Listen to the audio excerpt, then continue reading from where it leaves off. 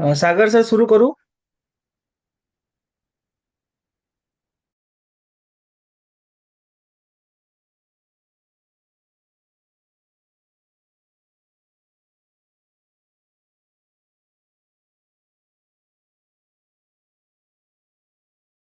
Yeah, start. Rishikesh, please go ahead. हाँ हाँ. Hello. It is our honor to welcome today's distinguished faculty, Miss Geeta Hegde ma'am, renowned for her immense talent and expertise in general insurance industry. With extreme experience in underwriting, claims, marketing, and accounts, Geeta ma'am is currently serving as the regional manager at Pune RO. Her recent lectures have gathered significant acclaim, amazing nearly 11,000 views in a few months. She is also faculty at NI Pune. We anticipate a highly informative session and confident that her profound knowledge of the insurance domain will greatly benefit our aspirants. We now respectfully request Mrs. Hegde ma'am to commence the session. Thank you, ma'am. Thank you, Rishikesh. So, with wishing all the best to the aspirants, we start the session fire insurance today. Thank you for the introduction.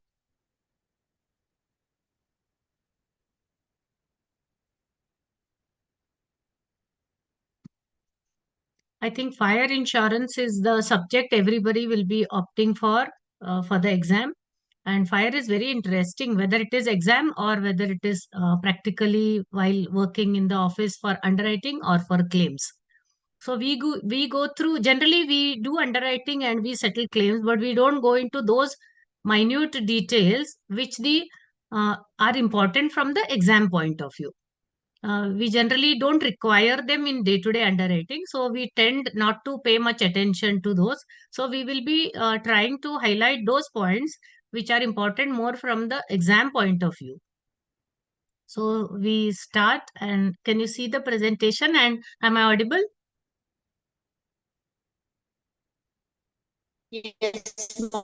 Yes, Okay. ma'am. Yes, ma'am. Yes, ma'am. Okay, thank you. Now we start with what are the examples of insurable property for fire. We know this, but we'll be just going through quickly. Building, electrical installation, FFF, and contents of the residence or factory or go down anywhere. So goods in open and pipelines located inside or outside the compound. So in fire, we can say everything can be covered. However, it should be at a location and not the one which is moving. So basis of sum insured. Sum insured is something very important in any insurance. If the sum insured is not taken correctly, we know it affects the claim settlement. So in fire, what is the basis of sum insured? So what is market value and what is reinstatement value? Now, in the beginning, while starting, we will be keeping in mind the SFSP, that is Standard Fire and Special Perils Policy. And gradually at the end, we will also go to Lagu Sukshma and Griha policy, that is the later developments, recent developments. While seeing the basis of sum insured also, there is some difference in SFSP and the new policies. So we'll be seeing what is the difference also. Now, basis of sum insured is mainly two. One is either on market value or on reinstatement value. Now, what is market value? Market value is the amount of the value of the property with depreciation. What is the old property? What is today's value of that property? However, considering depreciation because it is old. That is called as market value for the fire policy purpose. What is reinstatement value? The property which is old, what is its today's replacement value? Old property, today's replacement value. So today's price of the old property, that is the cost at which it can be reinstated, at which it can be built or constructed or purchased if it's a machinery. So reinstatement value is the current value, whereas market value is current value less depreciation. So reinstatement value or market value, these are the two options given in SFSP policy. Now, what is depreciation? Is the actual physical intrinsic value and not the depreciation used for the accounting purpose. For the accounting purpose, when depreciation is done as per the accounting method, it is known as written down value. And under written down value, then the value sometimes even becomes zero. So what we are considering is today's value less depreciation considering the use of the period that it can be used. Like some machines have 10-year value, some buildings have 50-year value, so that you have to consider the value depreciation for market value. And for reinstatement, it's very simple. It is the today's replacement value. However, there is no exact formula for assessing market value or reinstatement value, because the change in the value in the market can always change. It can either suddenly increase or decrease. So it's always the responsibility of the insured to give the correct value as a sum insured. Reinstatement value is different from reinstatement condition after claim. That we'll be seeing. You will get this reinstatement word repeated in the tariff. Here the meaning of reinstatement value is what we have seen. The current replacement value is the reinstatement value. However, reinstatement condition after claim is the collecting of premium after the claim to reinstate the sum insured. So word reinstatement is used in two meanings. Now we see what is the reinstatement value for the purpose of sum insured. Now, basis of sum insured, as we said, it can be either market value or reinstatement value. Now, building, plant and machinery, furniture, fixture, fittings and electrical installations have the option of market value or reinstatement value. However, other contents like raw material will always be on market value. There is no option of reinstatement value for stock, because stock will always be on market value. That is the price at which the raw material or the stock can be today purchased. So that is the value. So it's always on market value. Whereas building, plant and machinery, furniture, fixtures, and can be electrical installations or machineries can be have the option of market value or reinstatement value. Again, here I am repeating, we are considering we are talking about SFSP. Properties where market value cannot be ascertained, for example, works of art, manuscript, obsolete machinery, then it is not possible to get the market value because today it is not being manufactured. If it is not being manufactured, then market value or reinstatement value both cannot be assessed. In such cases, when we cover them, we call it as agreed value policy. Here, the agreed value policy can be decided by the insured and the insurance company, generally with the basis of an inspection report. Otherwise, you don't know what is the value. Like obsolete machinery, today it is not being manufactured. So neither you have a reinstatement value nor you have a market value. So the market value has to be assessed by insurance company in consultation with insured, so that there is no dispute at the time of claim. Now, raw material at the insured can purchase, the raw material at which insured can purchase is the market value. Semi-finished goods, cost of raw material plus the expenses included up to the stage. So semi-finished goods are neither finished nor they are in the raw material stage. So when it comes to semi-finished goods, then the cost will be market value, the cost of raw material plus the expenses include up to that stage. Finished goods, what is the market value? Cost of raw material plus all overhead expenses till it reaches the finished goods stage, and not the selling price. Why we say not the selling price? Because the selling price will include an element of profit. So we are not considering the profit. So whether it is raw material, semi-finished or finished goods, all the basis is market value. However, because from the raw material to the finished goods, when it is going in different stages, there will be some amount incurred because of labor and other expenses to bring it to the finished goods stage.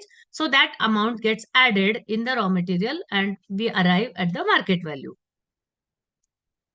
Now, sum insured is always to be fixed by the insured. It is the maximum limit of liability under the policy. So if the sum insured goes wrong, it will be the insured who suffers, and there will be condition of average or under insurance applicable. It is the amount on which rate is applied. Rate is always applied on the sum insured. It should represent the actual value of the property insured. So over insurance, no benefit. If there is under insurance, condition of average shall apply. No benefit of taking higher sum insured, but lower sum insured, then there will be under insurance and penalizing for under insurance. That is condition of average. Midterm revision in sum insured is permitted under fire policies. However, midterm increase in sum insured, if it is increased, then the premium is charged on pro rata basis. If for increase in sum insured, generally it happens with the stock, that stock sum insured changes in the currency of the policy. If it is to be increased, the premium will be charged on pro rata basis. However, insured can also decrease the sum insured in fire policy. This is also happens generally for the stock, because he must have anticipated that there will be a huge stock this year, but the turnover is less. So decreasing the sum insured, while decreasing the sum insured, retention will be done on short period scale. It will not be pro rata, but premium retention, like if after 8 months the decrease in sum insured, then the amount of sum insured which is to be decreased, the retention of premium for that sum insured will be on short period scale and not on pro rata basis. So refund will be given after retaining the premium on short period basis. Cancellation of insurance and partial insurance. At the option of the insured, if the policy is cancelled, retention will be on short period scale. And if the cancelled at the option of the insurer, that is insurance company, then the refund has to be given on pro rata basis for the unexpired term. If cancelled on account of government order, pro rata refund can be given. Now the question is, can insurer cancel the policy?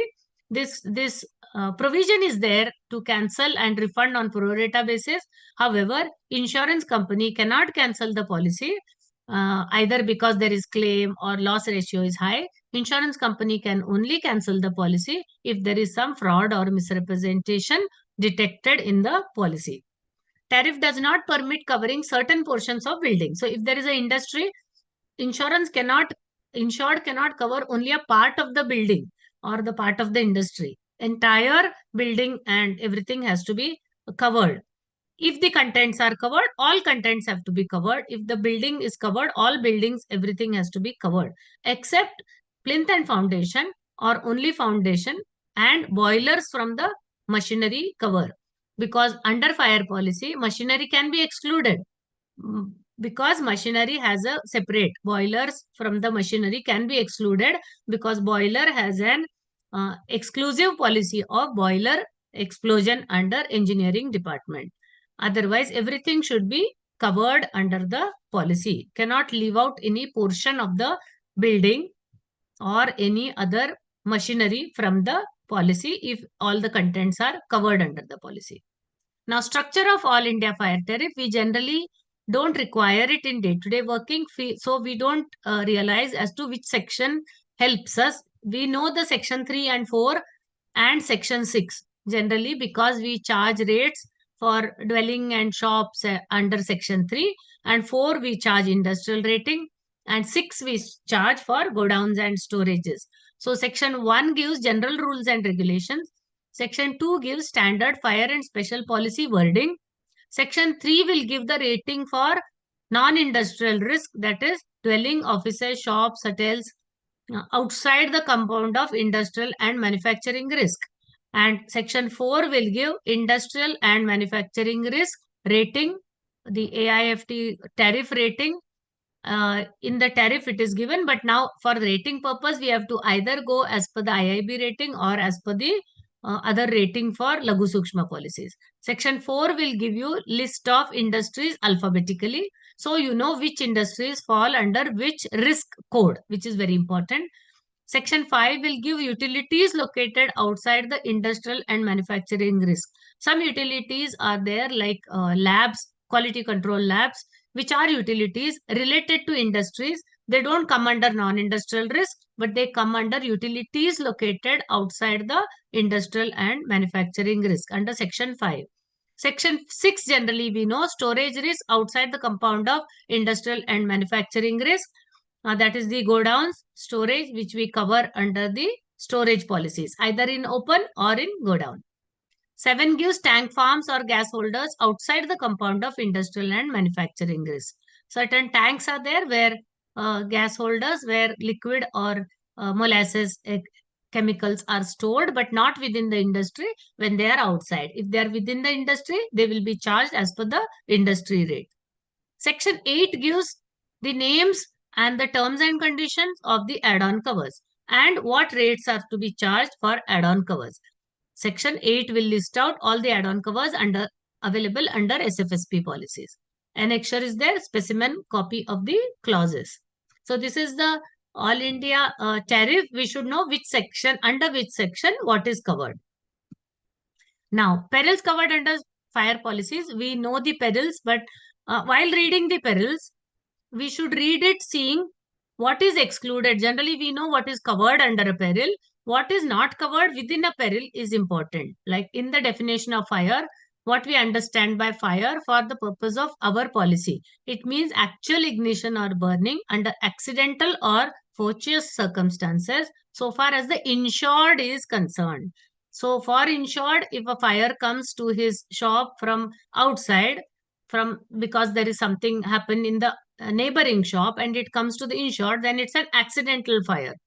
So excluding, but what it excludes, here the words are important, or there should be actual ignition, so flame should be seen, and there should be, like you can say, a supply of oxygen, and there is a flame, there is an ignition, then there will be burning with a flame. Now, what does it exclude? Excludes loss or damage caused by its own fermentation, natural heating, or spontaneous combustion, or it's undergoing any heating or drying process. If some commodity or some stock or something is kept for already on heat to melt, and if it melts more or it catches fire, then it is, yeah, that's why it's given, it's undergoing any heating or drying process by itself, and it gets more heated or it catches fire, then that will not be covered because you have already placed it on fire. For fire, the source of ignition should be from outside accidentally. Burning of property by order of any public authority. So here spontaneous combustion is covered as an add-on. So basically we can say add-ons which are exclusions but get covered with extra premium. So comes the spontaneous combustion. So basically spontaneous is an exclusion under the definition of fire. Lightning, with or without actual ignition taking place, lightning gets covered, loss due to lightning gets covered. So with or without ignition. Now, explosion and implosion, excluding loss, destruction, or damage to the boilers other than domestic boilers. It means domestic boilers are covered under the fire policy, but the industrial boilers are not, because explosion or implosion of the industrial boilers is a very specialized boilers, have a special risk, so they are covered under boiler explosion policy. However, domestic boilers, explosion implosion of domestic boilers is covered under the standard fire policy. Loss or destruction caused by centrifugal force, and these excluded losses are covered under engineering policy. So boiler is covered under engineering policy. Explosion is sudden violent burst with a loud sound. Implosion is bursting inward or collapse due to internal pressure. So aircraft damage, loss, destruction, or damage. Here again we have to remember that aircraft damage, it is either the actual aircraft falling or the parts falling, and the physical damage due to the aircraft. And it is not, what does it exclude? Loss due to pressure waves or shock waves due to aircraft flying at supersonic speed. So because of the speed, sometimes there could be, due to vibrations and speed, there could be cracks, there could be cracks,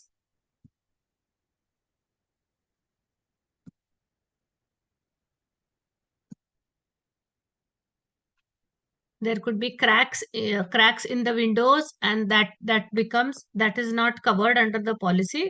For covering under the policy, the actual physical damage should be there by the falling of the aircraft or the parts of the aircraft falling. So it is not, excludes shock waves or pressure waves which can cause due to the supersonic speed.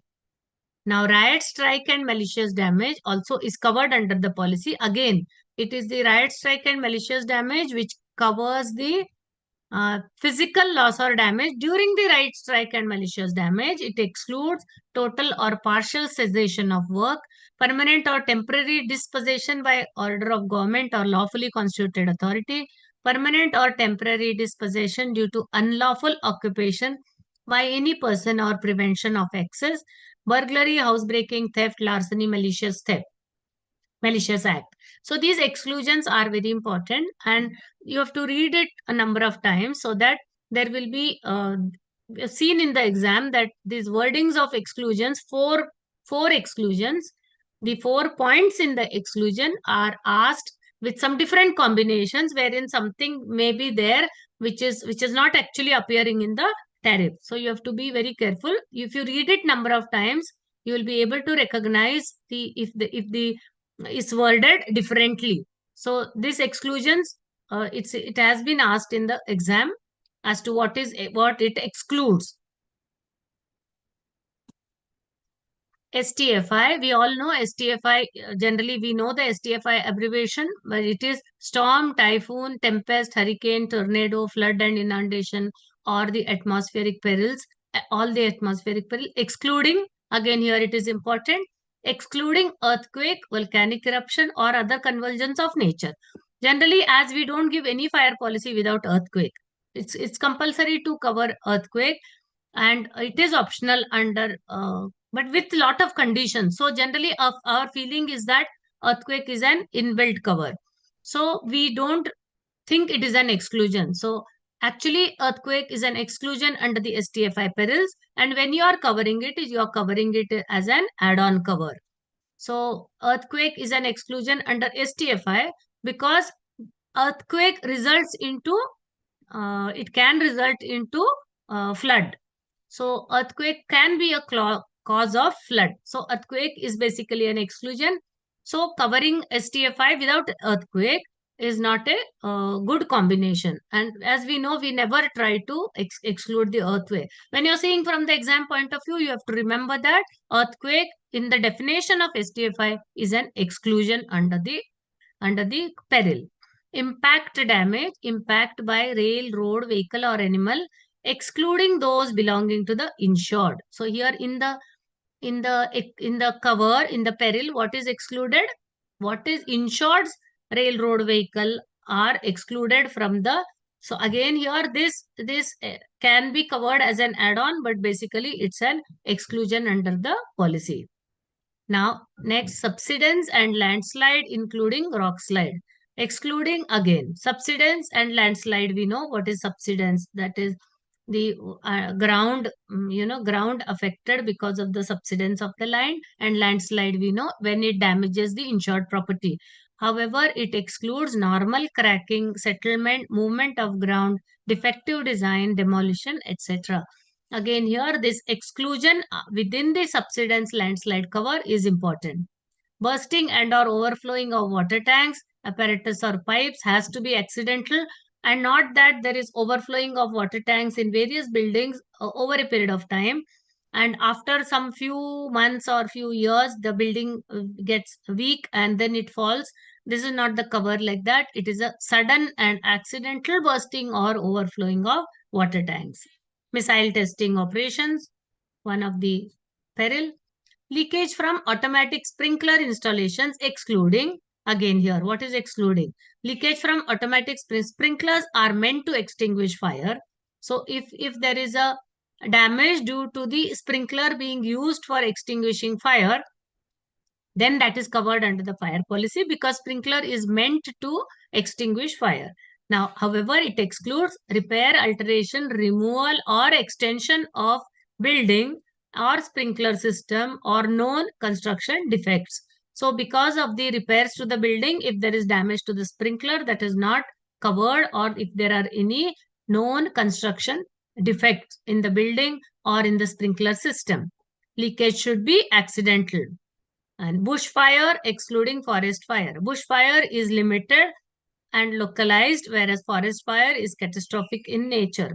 Now, as and when we finish this and then we go to Laghu and Sukshma policies, you will find that all this difference, it has been made simplified, and some of these which were like bushfire is covered, but forest fire is not covered, and forest fire is an add-on under SFSP. All these, some complications or have been removed, and it has been made more simple by covering everything, but that is under the new policies of Laghu Sukshma and not under the SFSP policy. Now, what is silent risk? So we have seen all the perils that are covered under a fire policy. You have to pay more attention to what is excluded within the peril. Now, what is silent risk? A factory is deemed to be silent if there is no manufacturing or storage for at least 30 consecutive days. Now, again, it is important here as to why it is silent.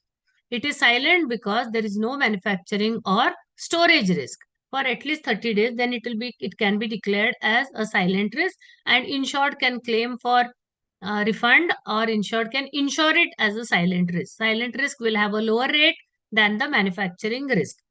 But it is said that what is important here is, it is said that there is no manufacturing or storage. So it's not that only manufacturing. However, having storage, only storage will also. So now we are seeing silent risk. You're not able to see the silent risk screen. We are able to see. We are Okay, able, then- ma'am.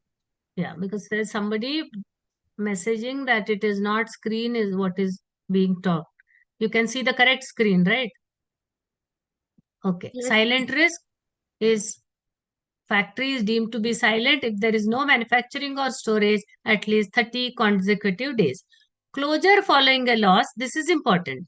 Closure following a loss will not make a risk eligible for rating as silent risk, because there are various insureds who because after the loss, obviously the factory will be closed for certain days. So thinking that no manufacturing or storage is there after the claim, and that time claiming any treating it as silent and claiming refund. So it is not like that. What we understand by silent is when there is no loss situation, and insured is not doing manufacturing or storage because of some other reasons, like there is no raw material available, or that business is stopped for some other, no finance maybe, and no raw material is available, and so there is no manufacturing or storage. Silent risk is not being silent after the loss. However, if material are stored in a silent risk, the higher of the storage rate or silent risk will be applicable. So first of all, there is no manufacturing, okay, but sometimes manufacturing is stopped, but insured already has some storage of either raw material or finished goods kept in the factory, and now not doing any manufacturing, but as is not able to shift the contents. Then if there is some storage, then what we would have charged for storage as a warehouse or as a storage risk under section 6, that rate or silent rate, whichever is silent, will become applicable. So here the difference is, one is if it is more than 30 days, no manufacturing, but it should be no manufacturing as well as no storage. If at all there is some storage, then the storage rate or the silent risk, whichever is higher, will become applicable, because sometimes risk is gone silent. However, there is stock which he cannot remove, and so the stock is still there, then the stock or storage rate will become applicable. Whichever is higher will become applicable. Now we see what are the add-on covers under the SFSP What is the policy. maximum time period of silent? It can be any. It can be any. Till What's the the period? expiry of the policy, no? Then that will continue till the expiry of the policy. But in the meantime, if there is some like manufacturing starts, then the insured must discontinue and take the policy. Like as you are saying, if there is 4 months and then it becomes silent, and then treat it as silent and then continue for 8 months. But if the manufacturing starts in between, immediately the policy should be converted to the normal policy. Otherwise, the claim will not be admissible, right? Now, add-on covers. What are the add-on covers under the SFSP policy? We have mentioned some of these as and when we saw the peril. However, we will repeat it. Impact damage due to insured own vehicle. Now, here also important, you have to see what is the sum insured for the add-on. Not all add-on will have the option of choosing the sum insured. Some will have option to choose the sum insured. Some will have the binding total policy sum insured to be taken. From the risk itself, you will understand. Impact due to insured's own vehicle. Now, if there is an impact loss due to insured's own vehicle, like crane or truck coming into the premises, then loss can be anything. So the sum insured cannot be restricted. The sum insured will be the policy sum insured. Spontaneous combustion, however, sum insured of the relative commodity can be opted, because not all contents or not all commodity will be prone to spontaneous. There will be plant and machinery. There will be stock which is of cotton or which is coal, which is prone to spontaneous combustion. So that sum insured of that relative commodity must be taken completely, but not that the whole policy will be charged for spontaneous combustion. Material like coal, hay, bagasse are susceptible to spontaneous combustion, fermentation, or heating on its own. Cover is for damage due to fire only. Mere charring of the property is not covered. So what is spontaneous combustion is heat generated within the commodity, and then that results into fire. Now, for our definition of fire in the policy, there has to be a flame. Otherwise, it's not a fire. So when there is spontaneous combustion or heating within the commodity, then there could be a stage where it is just gets charred and does not result into any flame. Then if it does not result into any flame and only it gets damaged because of the heat, then it is not covered under the policy. For covering under the policy, even due to spontaneous combustion, there has to be the heating and then resulting into a flame and causing damage by fire. Earthquake.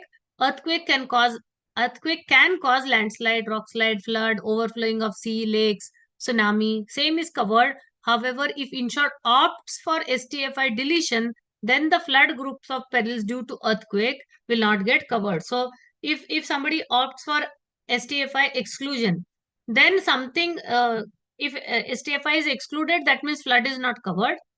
Then earthquake is covered, but earthquake is covered leads to flood. Then flood will not be covered because earthquake is opted, but flood is not opted. So both must go together, like STFI with earthquake should be opted. Otherwise, taking STFI may not serve the purpose if earthquake is excluded from the scope of the policy for the purpose of just reducing the premium under the policy, because earthquake can cause perils which falls under STFI. So excluding earthquake but opting STFI may be an incomplete cover for the insured. Terrorism is an add-on cover. We know it's not covered in the basic. It's an add-on cover. You have to pay premium. Previously, RSMD had terrorism, so it was RSMTD, and now terrorism has been removed and made as an add-on cover. Spoilage material damage cover. What is spoilage material damage cover now?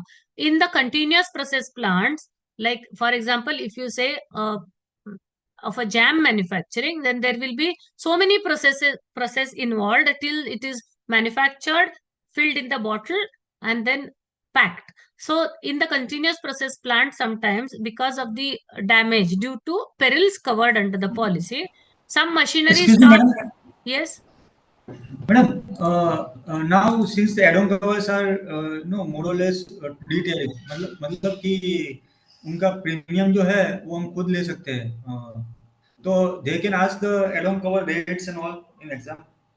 अच्छा, अभी आप यहाँ पे ये clear कर लीजिए for all the participants what add-on covers are, with the given with some free or given is a later, that is not a tariff provision. For the exam purpose, you have to go by what is given in the All India Fire Tariff only. Some add-ons we are offering free or charging 5 rupees up to 5 crores you are giving free. They are not in the original tariff.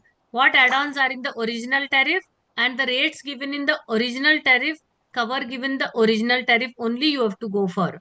What circulars come for us for giving some free add-on covers and all, that is not from the exam purpose. Okay. Okay, ma'am. Okay. Okay.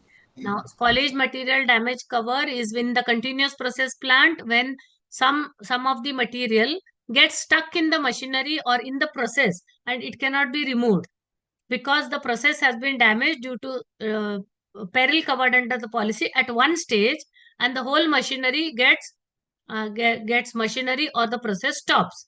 Then there is damage to two things. One is to the machinery also, and damage to the stock which is stuck in the machinery also, which is cannot be removed from the machinery. So this add-on is meant for that purpose.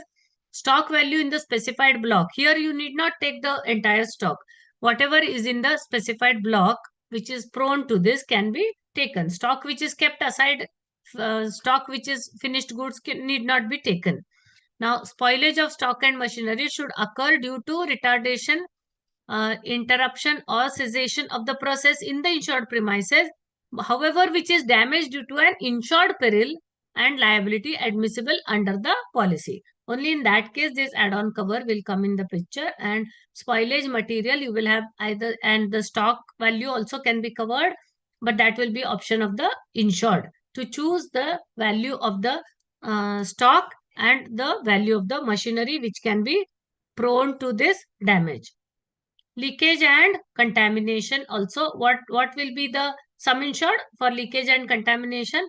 The specified sum insured will opt for, because all the sum insured need not be covered for leakage and contamination. Now, about leakage and contamination, something that you should know because it is important. Some questions are asked on this leakage and contamination also. What is the wording of the cover? So only for oils and chemicals, only leakage and contamination can be covered. So there will be different rates given in the tariff for only leakage and contamination. Leakage from container by accidental means should be, and accidental contamination by contact with foreign matter. The rate is lower when tank within the premises and higher when the tanks are located outside the premises. Loss due to contamination due to improper handling is excluded. Loss due to shrinkage, evaporation, loss of weight will not be covered. Cover starts when the material reaches the land tanks. Purity of liquid to be certified by surveyor. Cleanliness of pipelines, pumping and equipment and tanks to be ensured. Loss payable at market value on the date of loss. Additional excess, 72 hours clause for earthquake, condition of average, salvage recoveries, all will become applicable.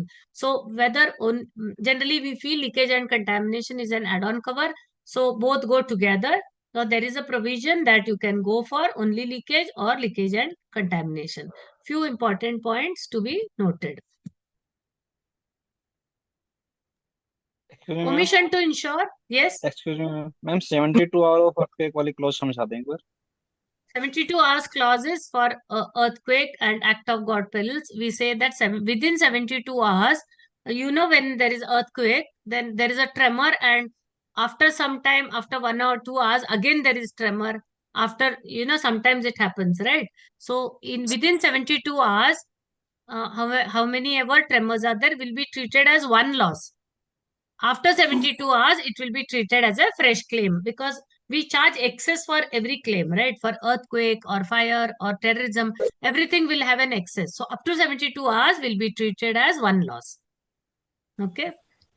Add-on covers, omission to insure, additions and alterations is one of the add-on covers, and possibly very important one. Many a times people in short opts for this, and in Lagu Sukshma to some extent they are given covered also. Now, what is omission to insure, additions or alterations? Sometimes after taking the policy, insured either buys some machinery which he forgets to inform the insurance company. In such case, what will happen if there is a claim? There will be under insurance. Or some in the building, when it's a big factory, some portion is reconstructed, or it is one additional building is constructed, one shed is constructed, and insured forgets to inform the insurance company. So in the beginning, if there is some premium paid, considering omission to insure, additions or alterations, then the policy rate is charged on 5% of the sum insured. Whatever is the 5 rate to be charged on 5% of the total sum insured. And if not informed and adjusted within 30 days of expiry of the policy, no refund of advance premium collected is allowed.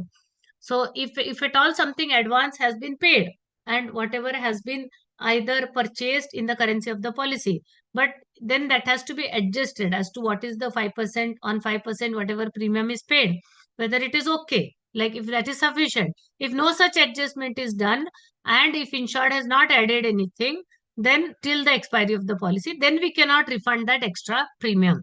If that 5% paid is extra, then insured has to adjust it within the, as soon as the policy is expiry, within 30 days of expiry of the policy. Generally, people don't claim for this, and so we are not giving any refund. So we don't realize the tariff provision. Now, deterioration of stock in cold storage. Now, deterioration of stock in cold storage. What is the need for this add-on cover? In the cold storage, there is stock. The cold storage, due to when it is covered under fire, cold storage can get damaged due to fire or earthquake or flood or any other perils which are covered under the policy. But when the stock in the cold storage need not get damaged due to the peril covered under the policy, but because of the peril covered under the policy, there is a damage to the machinery, and then the cold storage stock gets damaged. That stock is not damaged due to actually fire or other peril covered under the policy, but it is damaged because there is a power failure to the cold storage, and that power failure is due to an peril covered under the policy, and then the stock get damaged. So stock by itself is not damaged due to perils covered under the policy. Now, in deterioration of stock in cold storage, mainly the reason will be the power failure, because of which stock gets damaged. Now, power failure could be due to two reasons. One is the power failure because the meter, or the power failure at the insured premises due to the peril covered under the policy, or there is a power failure due to accident at the power station. Now, however, wherever there is accident taking place, it has to be due to the perils covered under the policy. Now, there are two add-ons. That is, one due to premises power failure, and or fire failure at the power station, main power station. Both add-ons, we can say, can be opted, or one of the two, separate premium for both add-ons. And what will be the sum insured? The value of the stock will have to be taken as the sum insured. Now, some more conditions regarding deterioration of stock in cold storage. What are the exclusions? Deliberate act of government, local or municipal authority, like load shedding, supply cut off due to rationing. Insured has to take care for load shedding and maintain temperature. So the temperature, not maintain temperature, or for failure due to which there is change in the temperature, should be due to a fire peril covered under the fire or other peril covered under the policy, and not due to any other reasons which are mentioned here. Insured will have to take care, like the backup will have to be there for the any load shedding or maintain the temperature. Now, there will be time excess here. Considering the nature of the add-on cover, the excess is in time. That is, failure of electric supply should exceed 24 hours, then only the claim is admissible. And here I have written FOES because we know that it is the cause here has to be failure of electric supply to the cold storage stock. But that its abbreviation is FOES, and sometimes there is question in the exam as what is the FOES, and it doesn't strike to us suddenly that FOES is the failure of electric supply, and FOES is connected to the add-on of deterioration of stock in cold storage. Now, insured peril must operate at the supply station to cause failure of electric supply. Mere lack of power without any peril operating is not covered. So we have to remember here that though the cause of loss in the cold storage to the stock is due to power failure and change in the temperature. So there is change in temperature due to power failure. However, cause for power failure has to be one of the perils covered under the policy. It is not without any connection to the peril covered under the policy. Continue with the add-on covers. Escalation, very Excuse me, important. madam. Yes. Excuse me. Ma'am, अभी आपने जो बोला power station जो है वो power station से अगर failure हो रहा है electricity, due to perils covered under the policy. तो दैट मीन्स वो जो पेरिस फायर पॉलिसी कवर करती है वो पावर स्टेशन पे भी अप्लाई होना चाहिए. I mean that power station is insured own power station, or that is the authority, that is like electricity company or something like. Yes, electric company हो सकता है. But that is insured का own होगा तो the one there is another add-on, no? So 2 add-ons are for that only. One is insured and other the main power station. But perils covered under the policy. So it cannot be failure due to any other reason. Okay, ma'am. Thank you very much. Thank you. Add-on covers continued. Escalation Ma'am, I clause. have We a all doubt. know. Ma'am, Yes. in like Griha Raksha policy, is there any cover for third party also? Like there's a fire in my house and it destroys the window of the neighbor. Why are we talking about Griha Raksha? Any fire policy, if you say, we are covering your factory, insured's factory, insured shop, and insured's residence. So by the insured's property, it is an accidental fire to insured's property that we are covering. Any loss to third party due to insured, any fire loss or any other loss due to insured is not covered under our policy. For that, the other person has to have the policy. Right? Okay, ma'am. Thank We are covering accidental Right, loss ma'am. to our policy. Our insured is covering to our policy. Now, what happens is if there is a loss to third party due to our policy, it is not our premises, our insured premises, then the insured may be liable, but not our fire policy. Insured may be Right, ma'am. liable if the third party puts a case on him saying that because of you, there is a damage. Then it's a third party legal liability, right? That will Right, come ma'am. under a public liability policy if he has opted, not under a fire policy. Okay. Okay. Escalation clause, maximum you can opt is 25%, premium rate 50% of the final rate, and sum insured increases each day by, that is 1 divided by 365 of the specified sum insured. So escalation is gradual increase in the sum insured, maximum up to 25 you can choose, but we are charging 50% of the rate only because today the sum insured is not increased. You expect it to be increased throughout the policy period.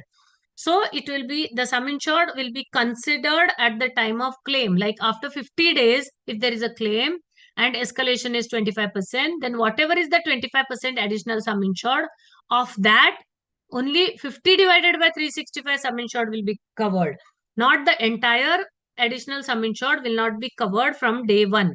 I hope this is clear because it is not today that sum insured is not increased, anticipating to be increased throughout the policy period. So that gradual cover will be given for the escalation.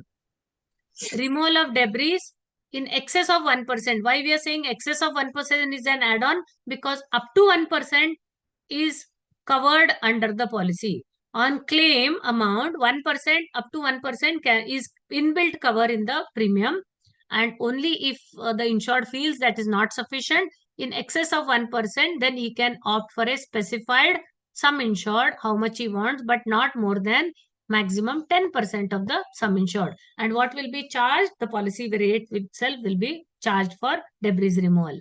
Similarly, architect, surveyors, and consulting engineers fees clause in excess of 3% of the specified sum insured. Up to 3% is already covered in the policy, in the original premium, but above 3% up to 7.5% can be covered by paying extra premium. Again here, on that amount, the policy rate is only going to be charged.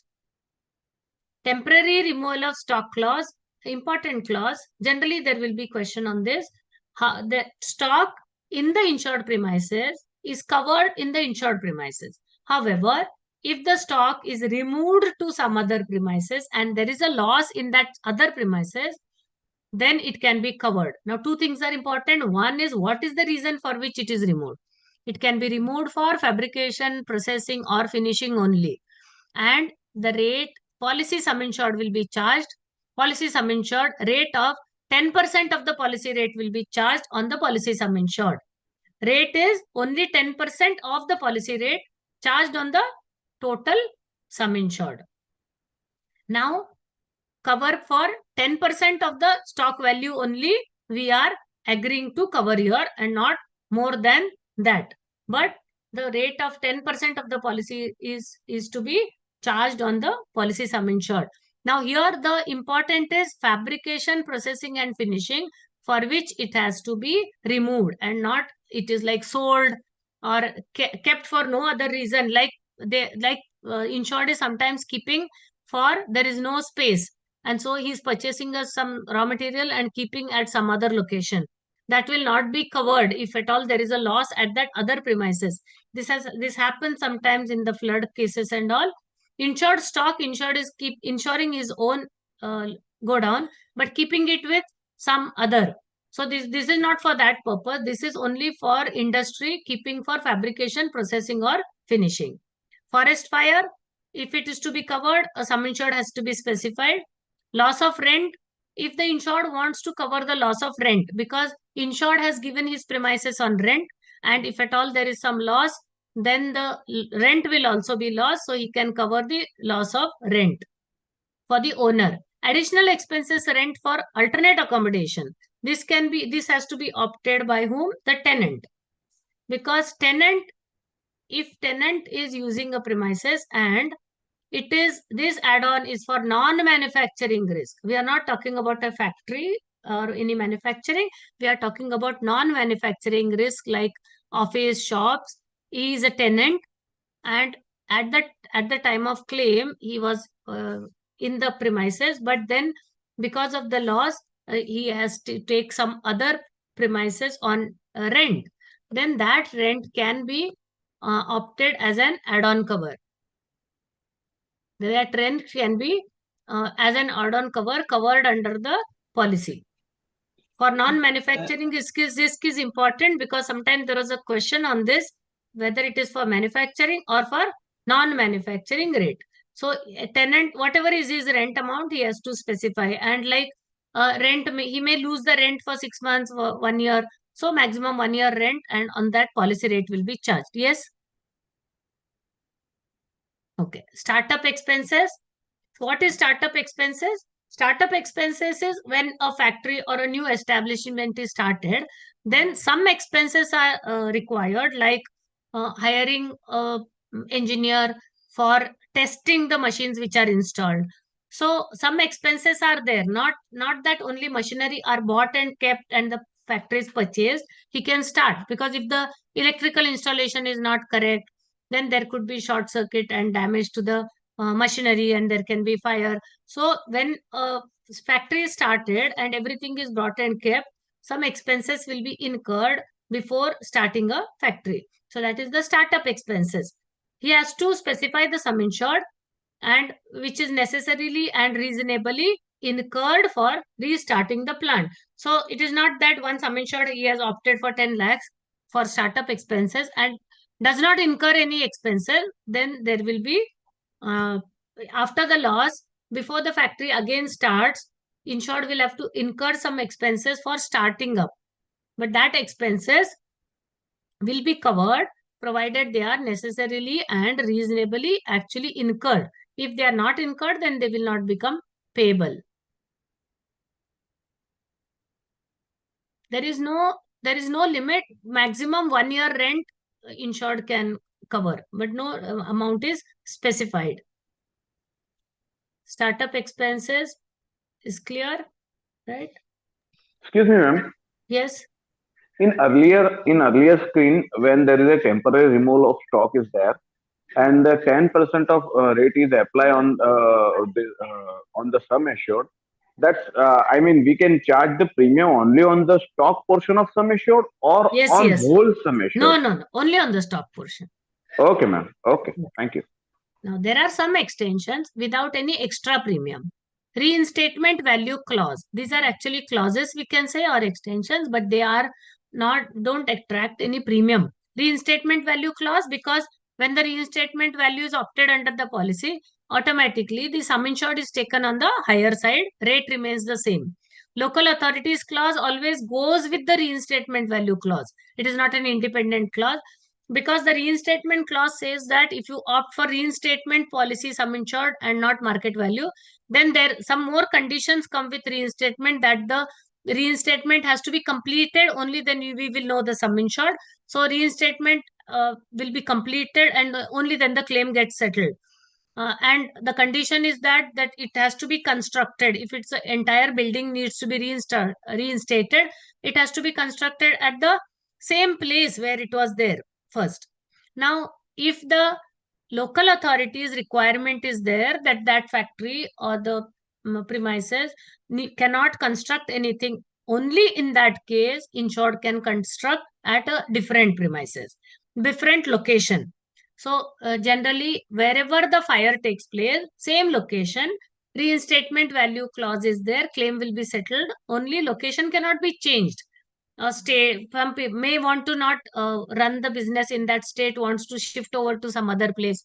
So that is not allowed. So local authority clause, if falls, then it can be constructed at a different place. So whenever in the policy also, while underwriting, you must have seen, if we give reinstatement value clause, only then local authorities clause get applicable. Both go together. Designation of property clause should be given in all policies by default. I think all policies come with this clause. So what is designation of property clause? This is must and does not attract any premium. It is just the clarity between the insured company and the insured. And but if this clause is there, helps the claim settlement very much.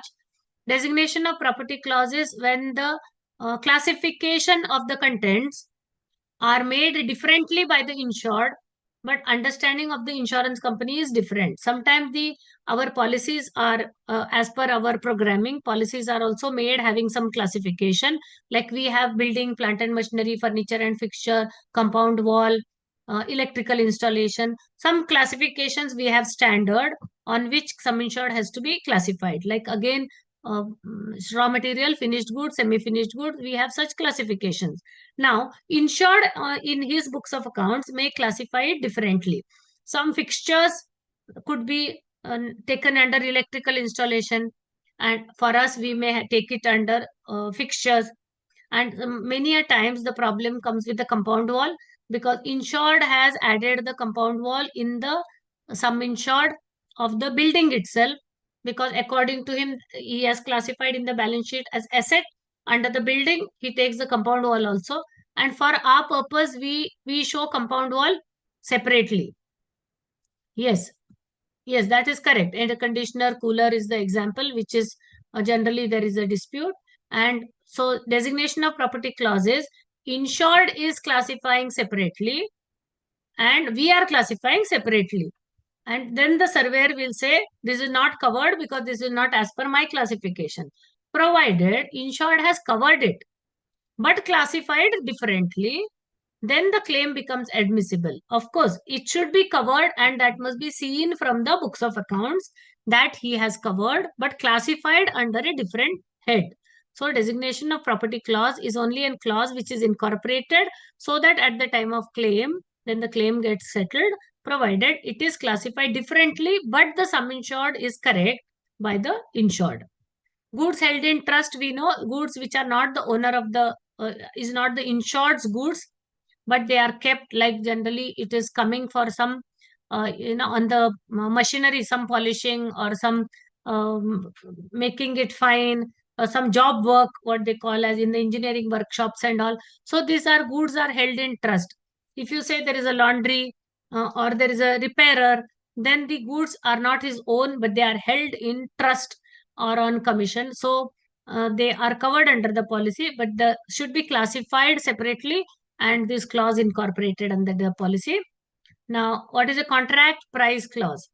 When the this is a SFSP policy that we are seeing, contract price clause, it is said that the goods are sold under a contract, but they are not actually physically removed from the insured's premises, and it has been already billed invoice is made, they are sold, maybe he has received the money also, but the stock is it's still lying with the finished goods, are still lying with the insured, and because of the damage, the contract gets cancelled and he is not able to deliver it. Contract gets cancelled, so maybe he has to return the premium, return the amount taken, or he has not collected the amount. Now contract gets cancelled. However, the contract price, which is invoiced price, then becomes payable under the policy subject to contract price clause. And here the difference is that when it is already billed, because it is sold, then an element of profit is there in the price. Otherwise, why this clause is there? Because otherwise we say that from the finished goods also, we are considering only the raw material plus the expenses incurred like labor till the finished goods stage. We are not giving any element of profit to the insured. But here, when the contract is cancelled and it is already billed, then that obviously that price will have an element of profit in that. So if this clause is there, contract price clause, then that price which is billed and not sold, already sold but not delivered, that value, if the contract gets cancelled, then the insured will get the cover or the claim with the contract price. That is the price which is as per the invoice or the bill. However, insured has to take care to take the sum insured accordingly. Sum insured has to be taken correctly. Now, reinstatement value clause, when the policy is opted on reinstatement value and not on market value, as we have seen, then the reinstatement value, we have seen that reinstatement value is the current replacement value. So by opting for reinstatement value, insured is going for a higher sum insured, and however, there are certain conditions. It is not sufficient to just opt on a reinstatement value and take a higher sum insured. What are the important provision? Work of reinstatement must be commenced with reasonable dispatch and completed within 12 months after destruction or damage. So reinstatement, if the insured has agreed to take the policy on reinstatement value and declared a higher reinstate value, however, construction must be completed and after 6 months should take the permission of the insurance company whether he is not going to reinstate, or he is going to doesn't want to reinstate or will not be in a position to reinstate. Then he should inform the insurance company his intention. And also, if at all due to local authorities clause has to be constructed at some other location, however, liability of the insurance company will be as per the policy only, not because he is constructing at some other place. The sum insured, if the cost is more, will not be payable. Until the reinstatement is not completed, liability will be considered to be on the normal indemnity basis, that is subject to depreciation. So what is the difference in a claim settlement in reinstatement and market value? Because market value, the sum insured itself is on depreciated value. Claim settlement is also on the depreciated value. Whereas reinstatement value policy, the cost taken is at the reinstatement value, that is the cost of the new building or machinery. Then the claim settlement is also without depreciation. However, condition of average still applies. Sometimes we feel that because the reinstatement value is taken on the policy, there will be no underinsurance. It is not like that. The sum insured which is taken on the reinstatement value also has to be correct. If at all the sum insured on reinstatement value is taken incorrectly, predicted incorrectly, because our policies are 1 year policies. So reinstate, it is not that the building will fall or the machinery gets damaged as soon as the policy is opted. So when the loss happens after 10 or 11 months quite at the end of the policy period, then the cost of reinstatement, which further 6 months or 12 months will incur more expenses, and there is a possibility that the sum insured still falls short. So it is not that when the policy is on reinstatement value basis, condition of average is not applicable. Condition of average is still applicable even if the policy is obtained on reinstatement value basis. However, the chances generally reduce because when a thoughtfully reinstatement value policy is opted by a person insured, then he takes the sum insured with a proper planning, and so generally it does not go incorrect with all proper. Generally, when the policies are simply renewed without giving much thought, then the sum insured becomes incorrect and there is condition of average becomes applicable. Reinstatement settlement shall not apply if the insured fails to intimate his intention to reinstate within 6 months. So time period given is 12 months. However, has to give his intention, make his intention clear that within the 6 months. Because if he is not giving his intention, then the liability will be assessed on indemnity basis, and which can be survey and other procedure can be completed very fast, and the claim can be settled. Because longer you take to settle an indemnity basis claim, and not going to reinstate, and the material lying there, then it affects everything like assessment, salvage disposal, everything will be affected. So the intention to reinstate must be communicated within 6 months, and has to be completed within 12 months after the destruction or damage. Without insured's permission, if the reinstatement is delayed, then the insurance company is not liable for any additional expenses, or insurance company can take the decision to settle on indemnity basis. If the insured is unwilling or unable, he should inform within 6 months to the insurance company. So by taking reinstatement value policy, the clause is important, or these points are important, that just taking the sum insured on higher value is not sufficient. On the face of the policy, it must be seen that the policy is on reinstatement value basis. Practically, sometimes that clause is not coming on the policy, then it will be presumed to be on market value. So we must take care that the reinstatement value clause appears on the policy. If it does not appear, it will be treated as on market value. Now, EQ, we know that earthquake zones are 4. India is divided into 4 zones. And spontaneous combustion also, there are 4 categories. So we are just trying to see in a comparison that EQ zones are 4. Categories for spontaneous combustion are also 4. Now, low or non-existent, moderate, variable, and high. For hazardous goods for storage, that is when we insure the godowns, there are 3 categories. Non-hazardous, category 1, category 2, and category 3 hazardous. Because this is just for information. We know, but we generally refer to tariff at the time of a rating, so we can forget to know. EQ zones are 4, and 4 categories for spontaneous, 3 categories for hazardous goods, and 1 non-hazardous. And what you understand by 4 categories? Yes? Ma'am, basis for spontaneous combustion and hazardous goods. Basis? There is a tariff. You have a All India Fire Tariff, and you may not know. Few things you know this is prone to spontaneous, like coal and cotton or some kind of chemicals. But we don't have to really know. There is in All India Fire Tariff, if you have seen, there is listing of spontaneous combustion in 4 categories. What falls, like bagasse, where it falls, molasses, where it falls, paint, where it falls. You don't have to remember. It is given in, or you don't have to search anywhere else. The tariff itself lists everything. I think you have not seen the tariff.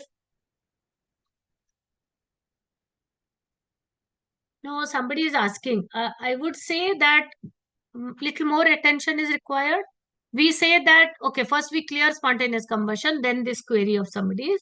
Spontaneous combustion, if you are saying, how do you know which is prone to spontaneous combustion? You don't have to really know.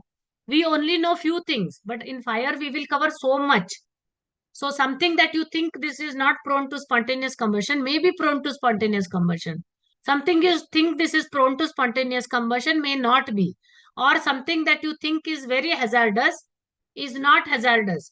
So when you say category of hazardous goods, it means something when there is a fire, it burns very fast. Like, okay, plastic burns very fast, paper burns very fast. And spontaneous is the category where there can be heat generated within itself. So you don't have to know spontaneous. But in case of hazardous goods, that even you have there is a category given that you will see in the next slide. Okay, so it is listed. You will know when you open the tariff. Now, there is regarding one question regarding reinstatement. You are asking When we are saying now at the same location, we are saying at the same location. It does not mean at the same location within India or outside India.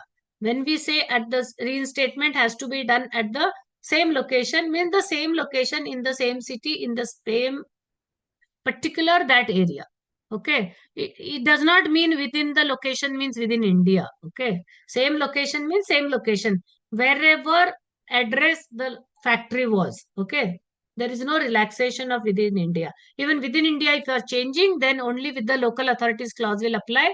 Even if you have to change 10 kilometers away, it has to be for some reason. Otherwise, same location means same location, same address, whatever is put in the fire policy.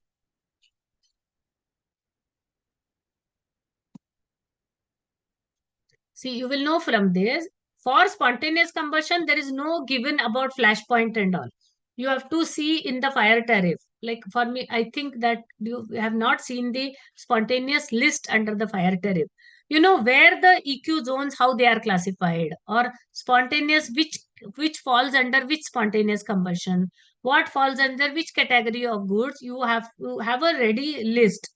In case of hazardous goods, flammable liquids having flash point above 65 degrees Celsius is category 1. Flammable liquids having flash point between 32 to 65 is in 2. And flammable liquids having flash point below 32 falls in category 3. So you will see higher the flash point, lower the risk. Lower the flash point, higher the risk. Because 32 degrees Celsius below 32 is the category 3. And category 3 is the highest having hazardous goods.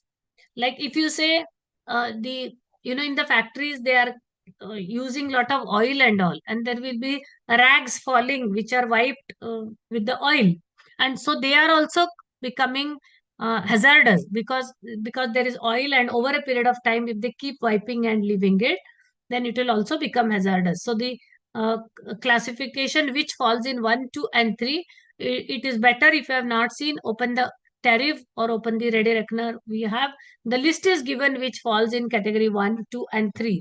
And those who are underrating must be knowing the few things which come while underrating, like chemicals, paints, and plastic goods. Then, that bagasse and molasses and alcohol. These are few things which generally come for underrating, but others are also there. Even sugar, the sugar industries will have lot of something that comes in hazardous or spontaneous combustion. Okay. In respect of storage risk and for spontaneous combustion, category 1 is the lowest and category 3 is the highest for rating. And for category 4, rate is the highest for spontaneous combustion. Whereas for earthquake, category 4 is the lowest and category 1 rate is the highest. So category 1 in earthquake is higher rate, 4 is the lowest. In case of in storage or in case of spontaneous combustion, it goes like 1 is the lowest, second is higher, third is higher, fourth is the highest. But for earthquake, category 1 is the highest. Those who have done underrating, they must be knowing 1 attracts the highest rate, whereas 4 is the lowest rate.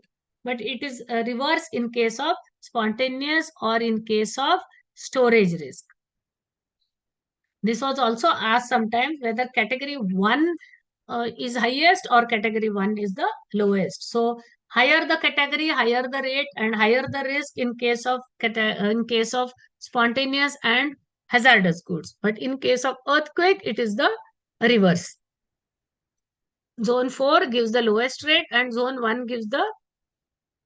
Yes, somebody is asking, memorizing the categories. So 1 to 4, which is highest and which is lowest, you have to memorize. Right? 1 is the highest.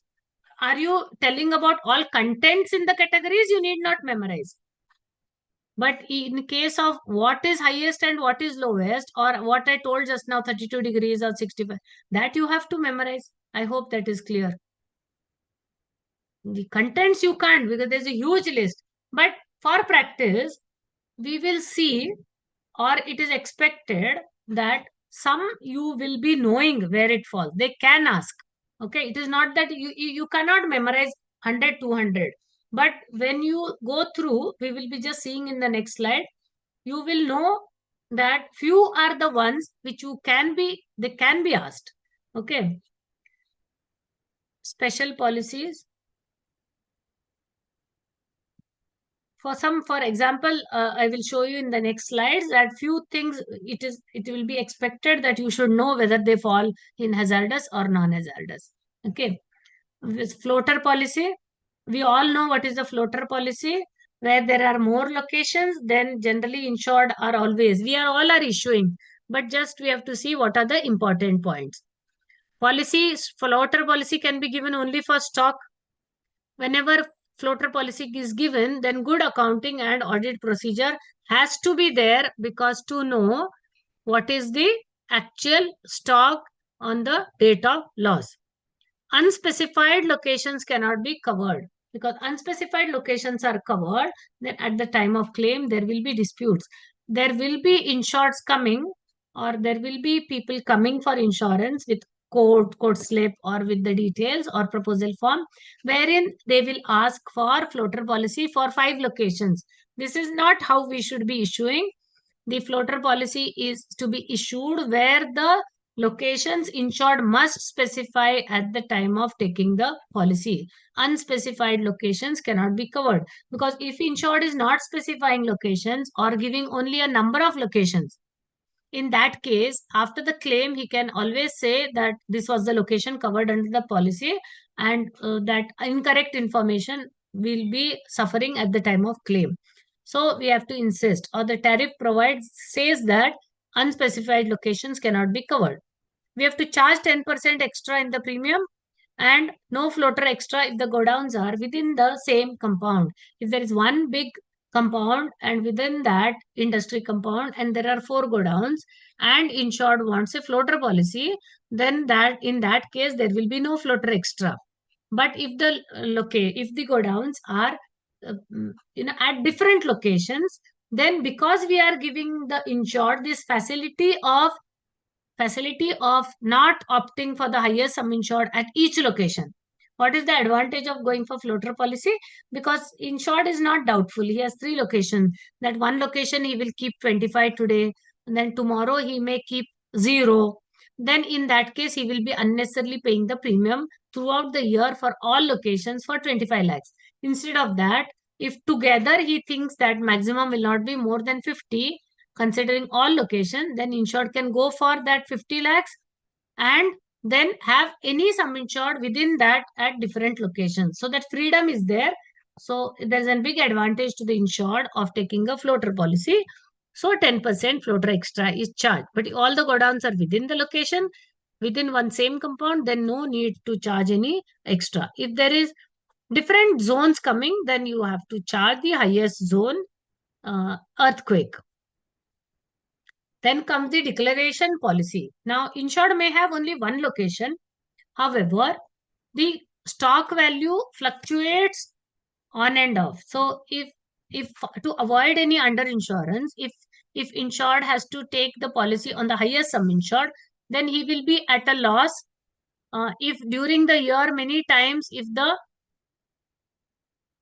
it does not reach that, like if it does not reach the sum insured, then insured will be at a loss. Like he is paying for 50 crores and he is throughout the year very few times or in few months the sum insured reached that, whereas most of the time the sum insured was on lower side. Then in that case he will suffer by or at a loss by paying very high premium.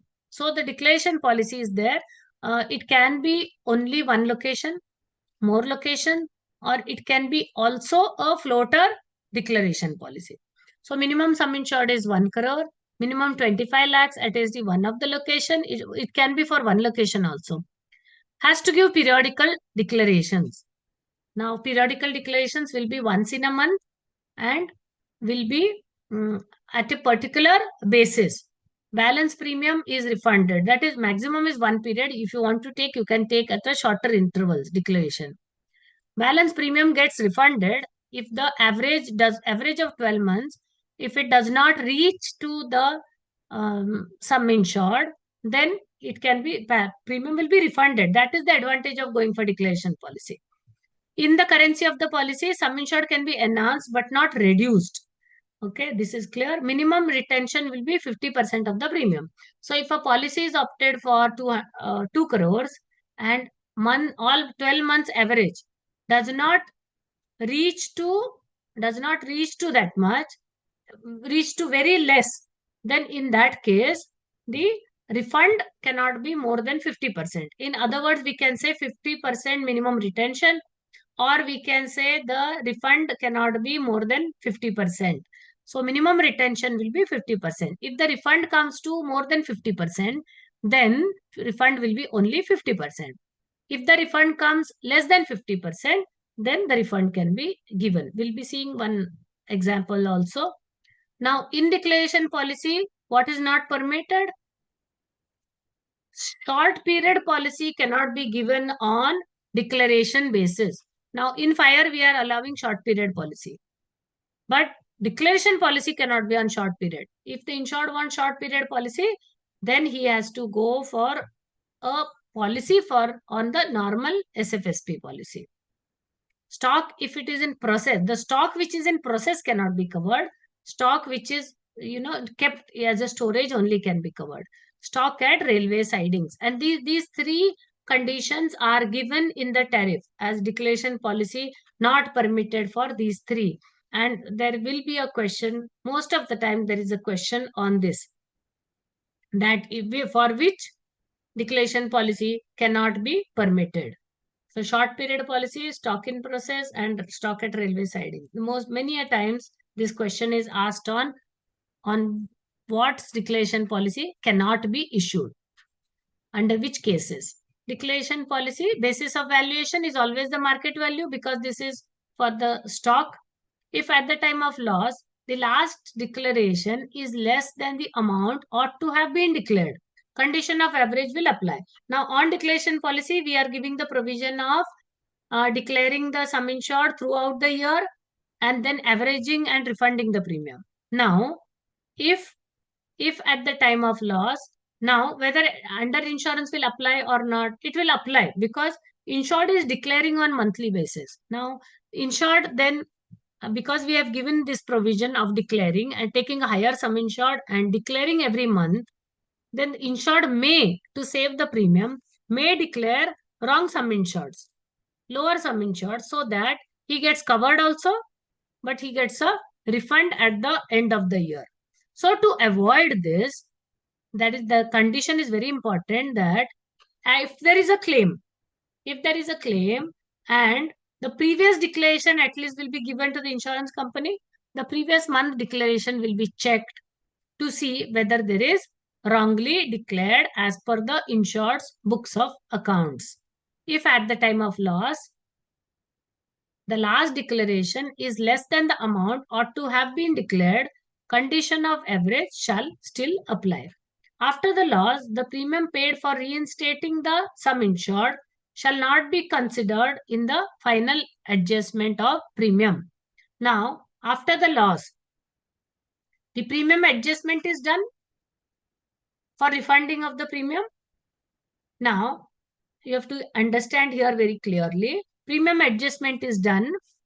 Premium paid on the policy and the sum insured and the adjustment of for the refund. Now, premium paid for reinstating the sum insured. What we understand that after the claim, premium is charged for reinstating the sum insured. That is, that from the date of loss to the expiry of the policy, whatever is the claim amount, on that premium is charged or deducted from the claim amount. Why it is deducted? To reinstate the sum insured.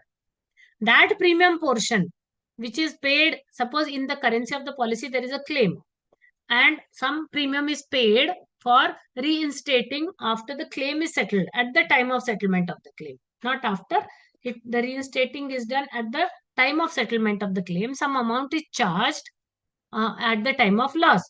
That amount is not to be considered for the final adjustment of the premium, because that premium is taken for a purpose of reinstating for the loss purpose. Which premium is considered?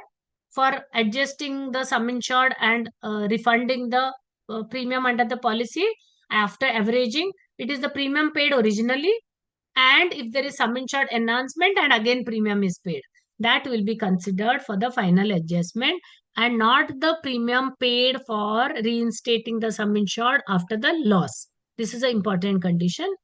Now, Ma'am, yes, ma'am, is the ICR in the policy relates to the refund of sum insured? no, no. Claiming on the policy is different. Claiming on the policy or percentage of ICR does not affect the refund under the policy. Why you are giving refund? Because you have opted a sum insured which is a provisional sum insured, right? You are giving because it's a provisional sum insured. The sum insured is provisional, that's why it's on declaration basis. So paying a claim on the policy does not prevent insured from taking refund under the policy due to the difference in the sum insured. Okay. Now, after the loss, premium, okay, that is important, that is covered. Now, the last point is if the declaration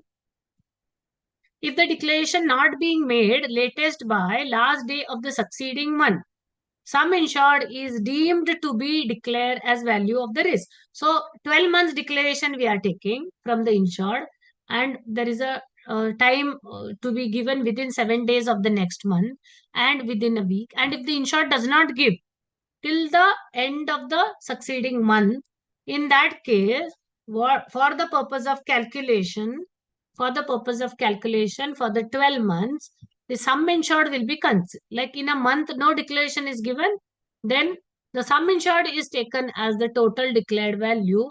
If the insured has lesser stock or it is zero, then insured has to declare within time. Now, if at all doing practically, you are doing, and because a client is a valued client, we must have while doing the actual work, we must have considered the late declarations and fed in the system and refund given. But for the exam purpose, you have to be very clear that if the declaration is not given by the last day of the succeeding month, sum insured is to be deemed. So there could be a problem in the exam where it is given that no declaration is given.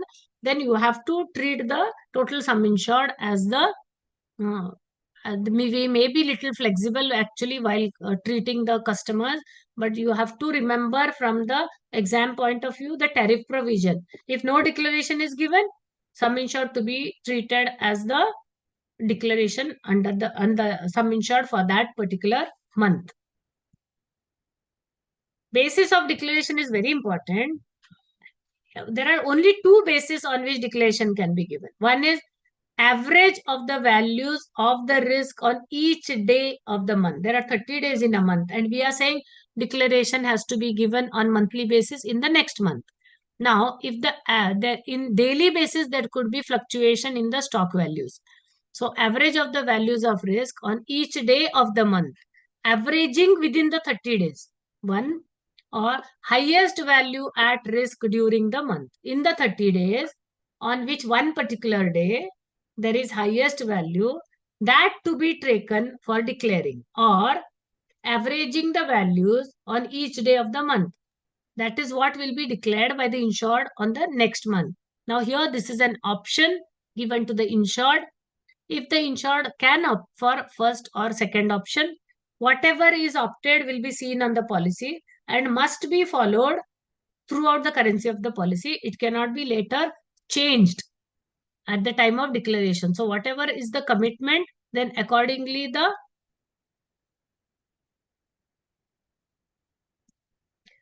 at the time of loss, if there is any other insurance other than on declaration basis, this policy shall apply only to the excess of the value of the stock. Sometimes insured are going for one whole industry policy and one stock separate policy. Sometimes they may, by mistake or because of the bank requirement, or while they are taking the entire IR policy or the total fire policy for the industry, they may include the stock in the other policy also and take a declaration policy also. If at the time of loss there is any other insurance other than on declaration basis, this policy shall apply only to the excess of the value of the stock. So if there is one SFSP policy and one declaration policy, then the excess of the value of the stock, first that other policy will be considered and then the declaration policy will be considered. Now the two options which are there, the two options are there of basis of declaration. That is very important from the exam point of view. Also, these options will be given in different combinations. You have to read properly so that you can recognize which is the option as per the tariff. They will word it differently and give two options, the multiple options of two options, but they may be worded differently. If you read it very carefully, then you can remember what are the options for declaring the giving declarations on the declaration policy. There is a condition of not giving short period, but floater policy can be given on short period, because declaration you are giving a facility of averaging. In floater there is no averaging, so that can be on a short period basis. Now, as you were saying, that whether it is necessary to learn all the categories in the spontaneous combustion or in the category 1, 2, 3 hazardous, whether we should know all contents. Not all contents, but one or two contents may be asked whether it falls in spontaneous combustion category 1 or 2 or hazardous goods 1 or 2 can be asked, because some are common ones. Then common ones you can be expected. They will expect you to know whether like what is turmeric, what is tobacco, then there could be petrol. So it is expected that you should know for some, and they can ask, not that they cannot ask, they can ask or one or two in the exam as to which spontaneous it falls or which category for storage it falls. Options can be given.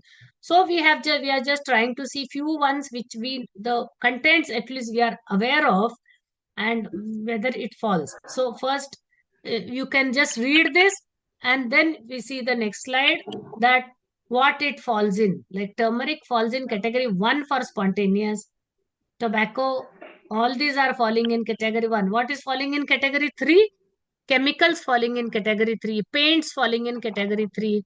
Fish oil falling in category 4. Waste of any kind falls in category 4. And fertilizers in 2, groundnut oil in category 1, and groundnut but red skin in 4. So just a second. These are some examples. So how you can try is, you see this slide first when you are studying later, and then you write it down, and then what you feel, and then study with this. This is just for example, few are given because these are the common ones, can be expected that you should know. So few you should at least practice and go through and keep. Similarly is for storage risk, category 1, 2 or 3 or non-hazardous. Then these are some examples, the common ones. And common ones are coming for you in underwriting in the regular work also. So they can expect you that you should know for the common ones. So these are the examples of storage risk. And you like what will bagasse, whether bagasse is for storage hazardous or non-hazardous. It is hazardous, we know. But which category it comes? So bagasse is coming for storage in godown. It is coming under category 3. So it is very hazardous in case of storage. But if you see bagasse for spontaneous, it is coming under category 1 and not 3. Just a few examples. Molasses, bagasse coming for spontaneous combustion, that is generating own heat, they are coming under category 1. But when it comes to storage, then molasses comes in category 1, but bagasse is very much hazardous, like prone to not spell self-combustion, but when some other like short circuit there or some cigarette falls, bagasse will burn very fast. So storage risk and spontaneous categories, few at least you should read and keep the common ones, so that if at all asked, then you can give the answers. Yes, somebody trying to ask something. Hello, ma'am. Yes. Even for floater declaration policy, that minimum 25 lakhs in at least one of the locations. Yes. See, when you combine floater and declaration policy, terms and conditions of both floater and declaration policy will get combined. So you will have that condition, and the sum insured condition is the retention will be 60% and sum insured condition will become 2 crores. Ma'am, retention will be 80%. 80%? Okay. 50 for declaration and 80 for floater declaration. Okay. So when you combine the conditions like Madam, specified locations and declaration basis every month, all will get combined when you are combining both policies. madam, one more query. Yes. Madam, in declaration policy, suppose that there is sum insured of 10 crores and 5 months they have declared 5 crores and the 6th month they have not declared anything, then we should consider remaining 5 crores or how it is? No, you are averaging. So it is not like marine declaration. Like, see the difference. In marine declaration, your sum insured, you are reducing every month in a open policy. Right? We are assuming sum insured. We are assuming sum insured as a declaration. Yes, see the difference here in fire declaration. It is at a location. So your total sum insured needs to be declared. If the policy is of 10 crores, first month he is declaring 10 crores. Second month he is declaring 5 crores. It is you are saying highest sum insured on any particular day in the location. It is not little bit accumulated. You understand the difference? I have a godown and I am expecting to keep any time in the whole year. I am expecting that I will be keeping maximum 10 crores. Then I go for a declaration policy of 10 crores. It is not totaling what I am keeping in a January and February. Madam, if to insure declare 11 crore in 1 month. Wait, 1 minute. What are the first query is that 10 crores is the sum insured. First month I am declaring 10. Second month I am declaring 5. Third month I am declaring 0. Fourth month again I am declaring 8. Then I am declaring 5. And then again I am declaring 10. And then 1, 2, 3, 4, 5, 6. Now in 2 months I forget to declare. I am the insured. I forget to declare. Then the insured company will take it as 10. Now the total then comes to a particular amount. Like if I say not declared for only 5 months and then not 6 months and not declared for 6 months, then all those 6 months I'm taking 10. So it becomes 60 crores. Then I'm adding all this and dividing by 12. That is how it goes. Understand. No? That's why I said not like marine. Because marine, what we are saying, you go for a policy of 100 crores. As and when you decreasing it goes on decreasing. So this is not decreasing from the sum insured. It is just verifying whether you are reaching that sum insured every month or not. So we have to consider every month and divide by 12. So 10 crore sum insured, when you are averaging, it can come to 8 or 9 or 4 or 5. So it can never cross 10 because any declaration you should not accept about 10. You can't take a declaration of 11 crores for a declaration policy of 10 crores. For that, insured will have to enhance his sum insured. Otherwise, you will treat it as 10 only. There cannot be declarations above the sum insured. Declarations have to be sum insured or below the sum insured. If you average by taking 10 crores and few months 15 crores and 20 crores, insured will be benefited. Then if you are accepting the sum insured more than 10 crores, you'll also have to give claim of about 10 crores. So the sum insured maximum can be 10 crores. If not declared, you have to take 10 crores. If declared but 0, it can be 0. But if in a month no declaration, you have to treat it as 10 crores and then do the average. If the average of 12 months comes to then 11 crores, then you are giving, if it is coming to total coming for some amount and then you're dividing by 12. If the average comes to 9, you are giving refund on 1 crore sum insured. If it is coming to 4, then you cannot refund for 6 crore. If it is coming 4, then you are not giving on 6 because you have retention of 50%. That is correct. Yes, yes, madam. Thank you, madam. Thank you. Yes, yes. Just a minute, Now, ma'am. But what if the total, I mean, average comes to 11 crore then? total cannot come to average, cannot come to 11. How Okay, it so will come to average? compulsorily the declaration amount should be the less than of sum assured. Yes, sum insured or Okay. below, and never more than that. Okay, ma'am. Okay, thank you. Okay. Exclusions, some very important exclusions. Compulsory excess is an exclusion. Even sometimes they were asked question also, whether compulsory excess is an exclusion. It is an exclusion. It falls as first exclusion. Why it is exclusion? Because that portion of excess, 5%, minimum 10,000, is getting excluded from the policy. So it's an exclusion. Compulsory excess is an exclusion. War and right, nuclear, pollution and contamination, loss or damage caused to the insured property by pollution or contamination, excluding pollution and contamination. Though it is an exclusion, there is what is excluding in the exclusion? Pollution or contamination which itself results from a peril hereby insured against, or any peril thereby causing pollution, or which results from pollution or contamination. So pollution and contamination exclusion means over a period there is pollution and contamination and the property gets damaged, it's not covered. But sudden pollution resulting into a peril will get covered.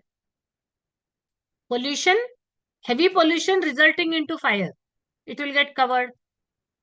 Or pollution results from a peril insured against, there is a pollution due to fire, that pollution is covered.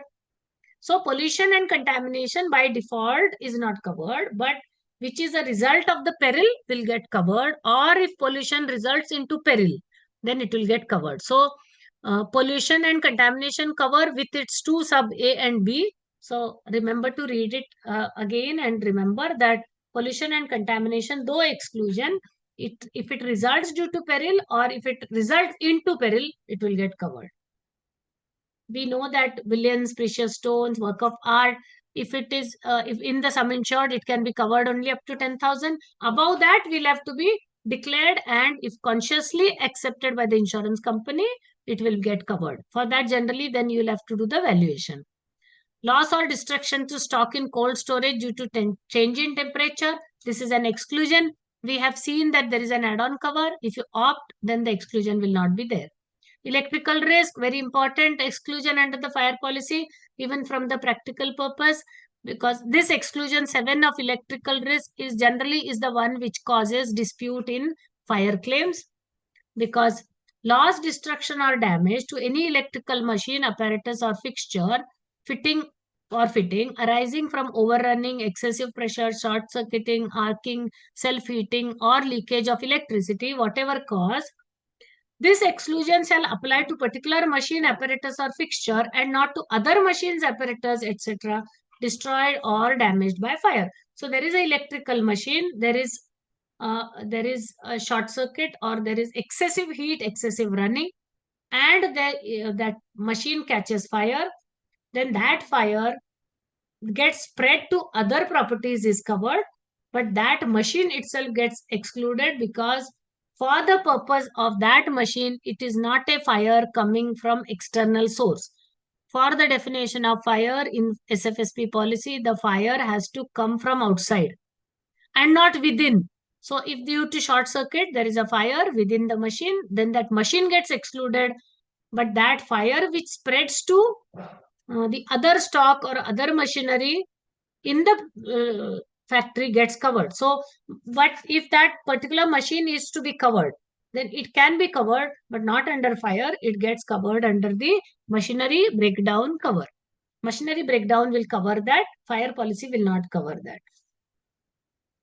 Architect surveyor fees above 3% and 1%. We know that it is an exclusion, but can be covered with extra premium. Loss due to delay, loss of consequential loss is always an exclusion. Spoilage material damage is exclusion but covered with extra premium. Loss by theft after the occurrence of the peril, not covered. Earthquake, volcanic eruption, technically not covered in exclusion but covered as an add-on. Loss or damage to the property removed to any other building or place except machinery removed for repairs, renovation for a period not exceeding 60 days. So up to temporary removal of stock we have seen, which is removed for fabrication. But the machine, if it is removed for cleaning, renovation, up to 60 days, it is covered under some other location. So both you have to remember temporary removal of stock clause, and in the exclusions you find machinery removed for cleaning or renovation not exceeding for 60 days. So it means up to 60 days if the machinery is removed to some other premises, but for the purpose of repair, cleaning or renovation, it will get covered at the other location. But if at the other location there is a policy wherein goods held in trust is covered, then that policy will pay first. Minimum deductible, this you have to, this is nothing, this is as per the IRDA circular, so you can go through. Either the first one or the last slab is something that they can ask. Any excess can be asked, so you have to see repeatedly and keep. But generally, the first slab or the last slab they tend to ask. General conditions. Okay, misrepresentation, policy can be cancelled. Policy will be cancelled 7 days if provided if 7 days from the fall or displacement, which is not subject to claim. Insurance ceases to attach if there is change in trade, occupation or manufacture, unoccupied for more than 30 days, or interest passes by selling. If the interest, no insurable interest, no claim otherwise by will or law. Marine policy, if something is already covered, it will not be covered under fire policy. Cancellation by giving notice of 15 days. Notice of loss within 15 days. Right of company to enter. Company has the right to enter, take possession, keep possession, or sell the damaged property. Fraudulent claims, then fraudulent, if found fraudulent, then claim benefit will be forfeited. Company has a right to reinstate or replace the property instead of paying the amount of loss or damage. Condition of average, that is under insurance, we know how much less sum insured is opted, that much penalizing, even if the sum insured is sufficient to cover the loss. Sum insured is 2 crores, declared is only 1 crore, claim is only of 10 lakhs. However, condition of average applies for penalizing for declaring a lower sum insured. Contribution is when there is more than one policy, all policies will contribute in the proportion of the sum insured. Subrogation, we know in all policies it is there. Transfer of rights and remedies to the insurance company if something can be recovered. Somebody was asking whether our policy pays to damage to other. No, we don't pay. Only under public liability we can pay. However, similarly, if our insured has suffered because of the neighboring shop and later he recovers, he gets the claim and he tries to recover from the one who is responsible, the neighboring shop, saying that because of you there was fire in my shop and I got so much of damages. If he recovers from the neighboring shop, then it has to go to the insurance company. That is what is the subrogation. Arbitration, reinstatement of premium after the loss, we have already covered. Short period scale is there. Yes, can be asked. So you have to remember the short period scale. You develop your own method of remembering it. You have to go through and keep in mind they can ask. Not always necessarily, but there is possibility that they can ask. Always your rate will be little more than, like, not exceeding 6 months, but premium will be 70%. So above 9 months, exceeding 9 months, then it is full premium. So consequential loss insurance is something that we have to see now. Consequential loss insurance and IR, two we must cover under the fire policy. So what is consequential loss insurance? I think little bit we all know. When there is a fire, under the fire policy, that is paid, which is a physical loss or damage. But what insured loses is not only the physical loss or damage to the property, but also reduction in turnover. Because of reduction in turnover, insured loses on profit ultimately. So ultimately, by consequential loss insurance, insured is losing the gross profit. So in fire policy, it is not paid, but another policy known as LOP, consequential loss policy, or fire loss of profit. There is loss of gross profit, which is going to be the sum insured.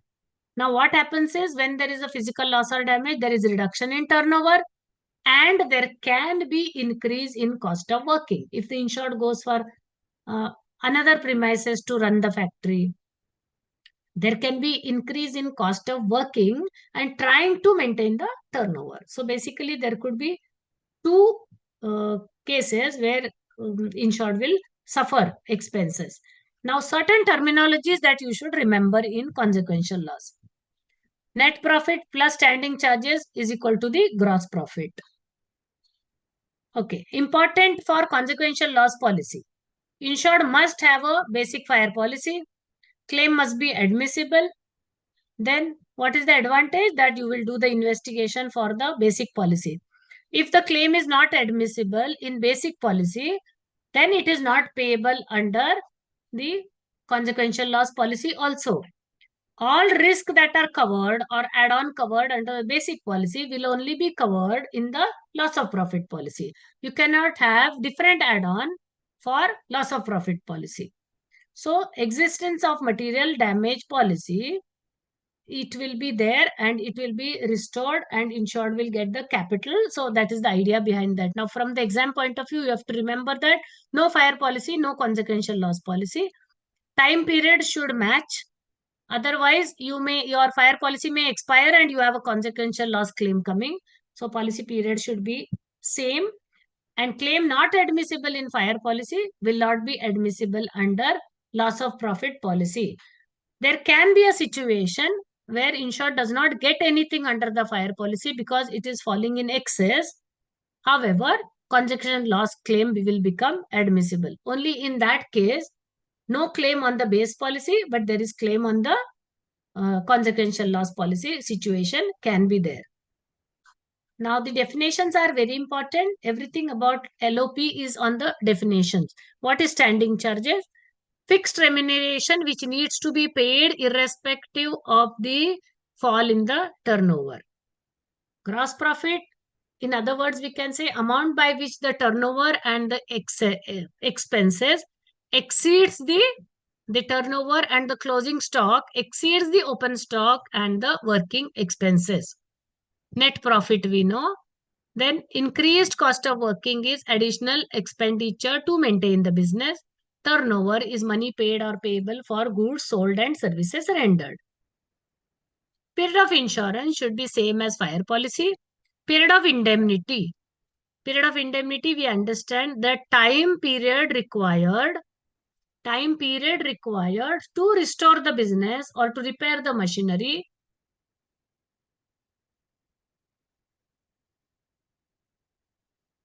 Can you hear? Yes, ma'am. Yes, Yes, ma'am. ma'am. Because Yes, I think somebody is put in the chat that cannot hear.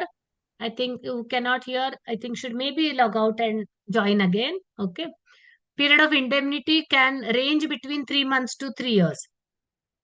Period of indemnity is the period required for restoring the business. So in between the currency of the policy, when there is loss, then it is not necessary that it can be restored till the expiry of the policy.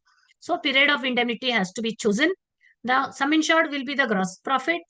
Standard turnover is the turnover immediately before the loss, which corresponds with the indemnity period. So if the loss before that, if the indemnity period is 6 months, then the turnover before 6 months from the date of loss. Rate of gross profit we need in this to pay the claim. So how to arrive at the rate of gross profit? Gross profit divided by turnover into 100 will give you the rate of gross profit. Now, indemnity period. If the indemnity period is 1620 to 30/10/20, that is the period to restore, then we say the turnover immediately preceding the incident, that is till 1620. Loss is on 1620. Then what is annual turnover? 1 year before the loss is the annual turnover. We know financial turnover is the April to March is the financial turnover. But for annual turnover, date of loss, before that 1 year is called as annual turnover. Standard turnover is the period of indemnity before the loss. Like the period required to restore is 1620 to 311020. That means 4 months was required to restore. 6, 7, 8, 9, 10. 5 months was required to restore. Then 5 months turnover before the loss. Exactly before the loss. Exactly before the loss in the previous year is the standard turnover. 1620 to 301020 is the period of indemnity required to restore. So same period in the last year, 1619 to 301019 is the period known as standard turnover. Annual turnover is date of loss 1 year before the date of loss. These three things you have to understand. From these dates that I have given, you will understand this. Then under insurance, if the sum insured is less than the sum produced by applying the rate of gross profit to the annual turnover. Now, how will you know whether there is under insurance or not? The person has taken the gross profit as the sum insured based on last year's gross profit. But today, the turnover has suddenly increased. Then your annual turnover is taken out for the purpose of to know the under insurance. Annual turnover is 1 year before the loss, irrespective of indemnity period, may be less or more. 1 year before the loss will give an 12 months turnover. And if the gross profit rate of last year is applied on that, you will know whether he has gone for a correct sum insured or not. If the sum insured is lower, then it will become a under insurance for the consequential loss. Excess is the time excess in case of consequential loss and not in amount. Other than petrochemical risk, 7 days gross profit, petrochemical risk, 14 days of gross profit. That is the time. Above that, if goes, only then claim becomes admissible under the policy. Now, we are just repeating because these some terminologies only are the important here.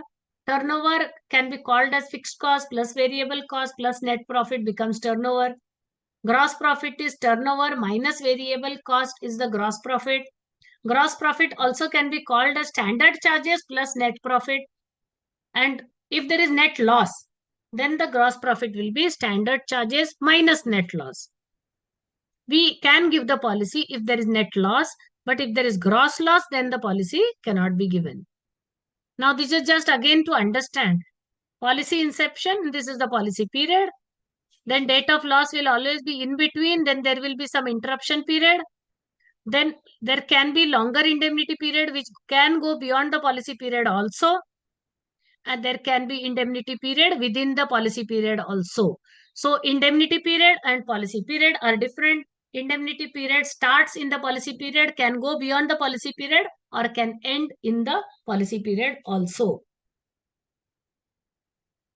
Turnover, wherein you can find the net profit scenario where you have standing charges plus variable cost less than the turnover. So you have a gross profit and a net profit because his turnover is more. So he has gross profit also and net profit also. Whereas if your standing charges, variable cost, less turnover, then the gross profit is there, but there is net loss. Now, this is one assessment, a simple example given. Turnover in last year, gross profit of last year, period of indemnity, annual turnover, that will be the turnover before the date of loss, 1 year. Word annual is there. So, you know, loss is there. Before that, 1 year is annual. Standard turnover is in the turnover of the previous year. What was the turnover in the indemnity period? Now, in the interruption period, there is only 4 lakhs, whereas standard turnover in the same period was 10 lakhs. That means the turnover is short by 6 lakhs. Now, rate of gross profit is calculated on last year's gross profit and the turnover. So, 25%. Then, if there is difference in turnover of 6 lakhs and 25% of 6 lakhs, this is the gross profit that the insured is losing. A very simple example. Once again, you go through, you will know. However, we have to then know whether the sum insured was adequate. Now, on the annual turnover, I am applying the gross profit percentage. Annual turnover is 6 lakhs. So, 4 lakhs should have been the sum insured. but he has opted for 3 lakhs. So 1,50,000 we are dividing the actual turnover and the turnover actual gross profit, then the gross profit as per the policy, and 1,50,000 is the loss, then the 1,50,000 gets reduced to 112,500 because the gross profit percentage applied on the annual turnover, that is the turnover before the date of loss. Whereas he has taken the gross profit on the last year's turnover, which was lower. Now the turnover in the 12 months before the loss is more. So the gross profit calculated on the annual turnover should have been 4 lakh, whereas the sum insured was 3 lakh. So there is under insurance, so he will be penalized for taking a lower gross profit. If there is any increased cost of working, I would say the terminologies, once you learn and go through this problem once again, then you will remember it. Increased cost of working is also payable provided the expenditure is less than the reduction in turnover avoided. Now there is reduction in turnover. To avoid that, he took some other machines and hired some people, and then he has reduced the loss in the turnover. But if the reduction in turnover avoided is 2 lakhs and spent 3 lakhs, then we will not be paying that. So increased cost of working will become payable provided the turnover reduction avoided should be more. There should be benefit. Otherwise, that will not be payable. In case of consequential loss policy, there are add-on covers like auditor's fees, spontaneous combustion, earthquake, supplier's premises, spoilage cover, electric station, gas works, water works, all can be added. Additional cover for wages, layoff compensation or retrenchment compensation. Standing charges, this is just example. Excuse me, ma'am. Yes. Excuse me. In increased cost of working, suppose the amount is more than the reduction in turnover, then only increased cost of working will not payable, na? Yes, claim will be payable. Increased cost of working will not be payable. Okay, ma'am. Thank you. This is just examples of standing charges. We know that standing charges are the charges which insured cannot avoid in spite of reduction in turnover. So these are just the examples of what all can be the standing charges. And the examples of increased cost of working are also there. There can be various, and sometimes they will differ from insured to insured also. So they cannot be a final list of standing charges. Now, I think in consequential law, the terminologies, if you again and again see and write down and keep and learn, then you can solve the problem very easily. IR policy, mostly we all know what is IR policy, industrial all risk policy. The one policy taken for fire, MBD, then burglary, electronic equipment, and FLOP and MLOP together is known as industrial all risk policy. What is the condition? Condition is that you cannot leave out anything from the industry. You have to cover everything. You cannot leave out any machinery, or you cannot leave out any part of the building. Everything needs to be. I think somebody has to mute. There is somebody whose audio is.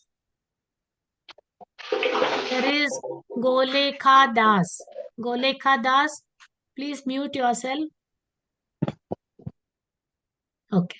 So industrial all risk policy is meant to cover under one policy everything that can be covered under various policies. Now, sum insured must be taken. All risk policy, this is all risk policy except the exclusion. All types of losses are covered other than the named exclusions. Coverage includes perils covered under standard fire and special perils policy, act of God perils. Everything is covered, same what we are covering under fire policy. And some like spontaneous combustion, sprinkler leakage, all these add-ons are add-on actually are inbuilt under this policy. But now, depending on the market, there can be premium we may charge for some, but this policy actually covers all add-ons, spontaneous and all inbuilt under the policy. Like you cannot give a IR policy and not cover spontaneous. Now, because of giving discount and all, how much premium you want to charge, that is because it's D tariff, that depends on company to company. Material damage section, spoilage, material damage, leakage, contamination, forest fire, bursting and overflowing of water tanks, then theft, burglary, perils covered under machinery breakdown policy, boiler explosion, electronic equipment policy, all perils are covered under the section 1. So section 1 is not fire, section 1 is material damage cover. It's not that fire is one section, burglary is another section. No, all material damage is covered under section 1. Then excluded, there are certain excluded losses like interruption of water supply, gas, electricity or fuel system.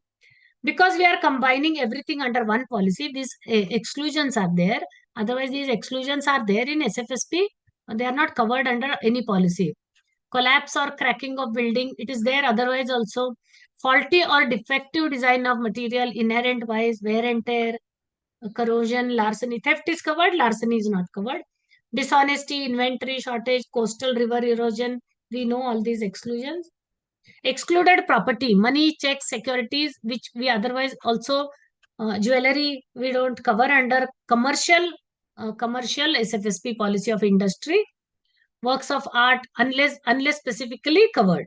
Vehicle license for road use, within we are saying a policy for an entire industry. However, vehicles will not be covered. Vehicle will always be covered under a motor policy.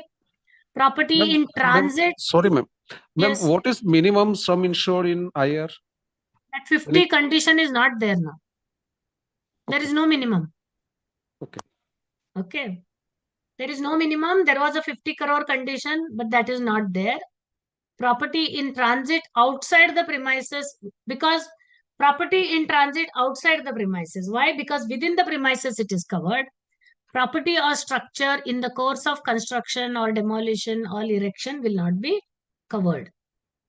Land, roads, unless specifically covered, because you're covering building and plant and machinery. Land, pavements, roads are not covered unless you specifically cover under the policy. Livestock, trees, not covered. Property damage as a result of undergoing any process. Property removed to other location for a period exceeding 60 days. 60 days is otherwise also covered. So same coverage like fire. Loss payable to the property covered under marine is an exclusion. Property more specifically insured. Here is word used as property instead of machine. Sorry? Property word is used instead of machine. Machine. In fire policy, machinery is covered for 60 days for removal. But here is Yes, property removed to other location for a period exceeding 60 days. Same. You cannot remove a building, no. Property, matlab, it will not be building. It has to be property which is removable. So this condition stock is also a property. Stock is also a property. Yes, stock also there is the condition of 60, temporary removal of stock. It is there. Oh. But for fabrication or this, no? Not just. So in any policy, you remember in stock just removed and kept somewhere because of lack of space is not going to be covered. Stock removed for fabrication will be covered. Property removed for another location also will be covered for up to 60 days. Section 1 covers everything. That is machinery breakdown or fire or burglary. Everything covered under section 1. Section 2 is LOP, fire loss of profit. Loss of gross profit arising out of interruption. Such an interruption arising out of a loss payable under material damage section. We know this. Scope of cover, gross profit and increased cost of working. So under IAR, LOP and separate we have seen consequential loss. It's the same. You are incorporating FLOP under IR policy. Exclusions for LOP. Exclusions for LOP ensures lack of sufficient capital, any restriction imposed by public authority, loss for causes like cancellation of license, damage to the boilers, economizers, machinery, electronic installation, data processing equipment. These are exclusions. out of the loss of profit. Okay, now this is loss of profit. So section 1 and 2, and if you can opt for machinery loss of profit under IR policy, but that is optional. However, FLOP is not optional. FLOP is compulsory.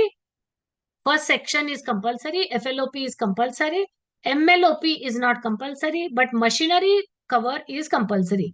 Machinery sum insured under the material damage and MBD cover for machinery, like cover for fire and for machinery, the sum insured has to be same. You cannot have a lower sum insured or selection of machinery for the machinery damage portion. So everything within the industry needs to be covered. This is exactly, we cannot say it is related to fire, but it is related to all policies. However, many a times in the exam, there will be a question asked on the warranties, because warranties is different from conditions. So warranty is a condition precedent. Madam, just second. Under ABLOP, selection of machines are there, na? No, We that can is what I cover said just selection. now. No machine selection. Okay, all the machines should be covered. All machine has to be covered if it is IR. If you are selecting machinery, then you have to go for, no, you cannot go for IR policy. Okay, ALOP, I think. It is allowed, I think, in a MLOP. MLOP, right, sir. If you are going for machinery policy, MB policy, then you can select, and for MLOP also you can select, but not under IR. Okay. Separate MBD you can. Okay. So yes, legal implications of warranties, you have to, we feel this is something very, take it casually, but question can come on this. Warranty, importance of warranty. Warranty has to be literally complied with. And what happens if there is breach of warranty? To avoid a loss, whether the breach has increased the risk or not. This is important about warranties and conditions. So just remember these points. Now, non-standard claim, we know what it is. When the warranty is technical and it does not aggravate the loss, then the claim can be settled on non-standard basis. Okay. Claim documents, we all know. Which are the losses become payable provided they are caused immediately following a fire? That is smoke, scorching, falling walls, collapse of roofs, damage caused deliberately or accidentally by fire brigade, damage to property removed from the burning building, provided the removal was to mitigate the loss. So these are the damages which are payable only if caused immediately following a fire, and not if caused after a regular after a big interval or due to smoke or heat on a regular basis. Some industries may be having smoke or heat in regular basis. So this is heat loss or falling, everything has to happen immediately following a fire loss. Important conditions, we know this, we have seen this. We have seen this after the loss reinstating. Just a condition of average example, I think we have seen, so we need not see this. Sum insured is 30,000, value is 40,000, loss is 16,000. Though the loss is less, the condition of average will apply and 16,000 will get reduced to 12,000 by multiplying sum insured divided by value. So that is how we work out condition average. Sum insured divided by value into the loss, then 16,000 will get converted to 12,000. Now, when we apply under insurance, we apply the category wise. If there is a loss in building or machinery or stock, then the under insurance is seen independently. The example says that the total sum insured and the value does not differ. It is 7,50,000. However, in one place it is more and one place less. Here the loss amount is 50, but he is getting paid 40 because here the sum insured is more, sum insured is less, value is more. Whereas here the sum insured is more, value is less, but we are considering independently under various heads.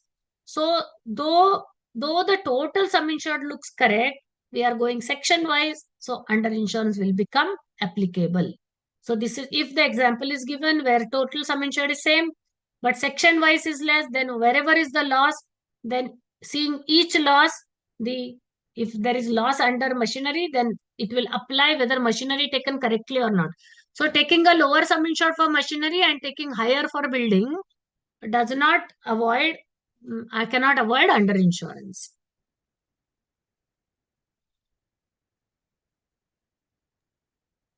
This is very simple. If it is a reinstatement value policy, then you will get the full claim.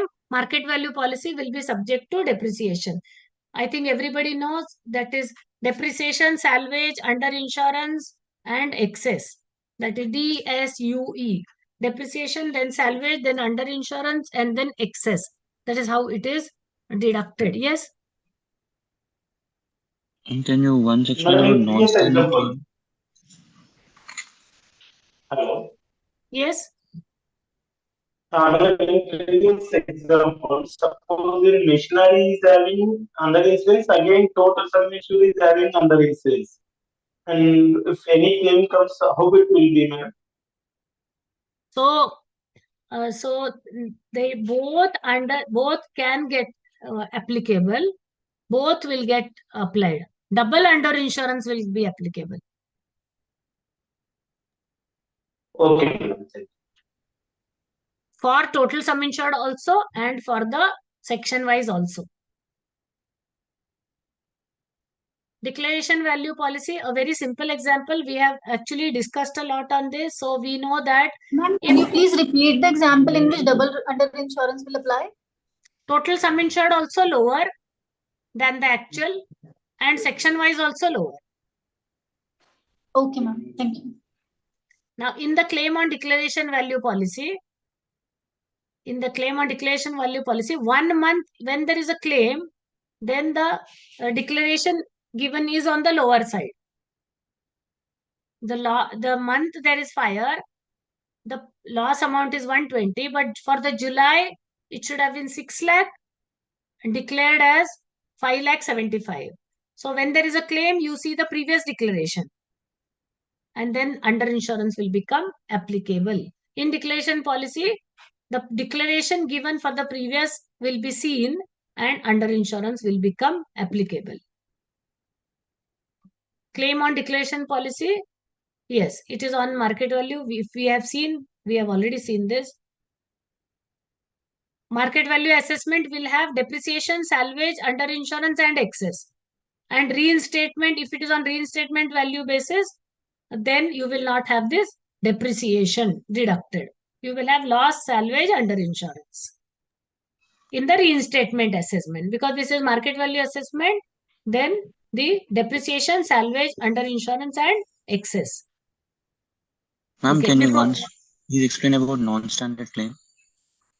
Non-standard claim, actually from the point of view of exam, when you are seeing, when there is a breach of warranty, but that breach of warranty does not aggravate the loss, then you can settle it as non-standard.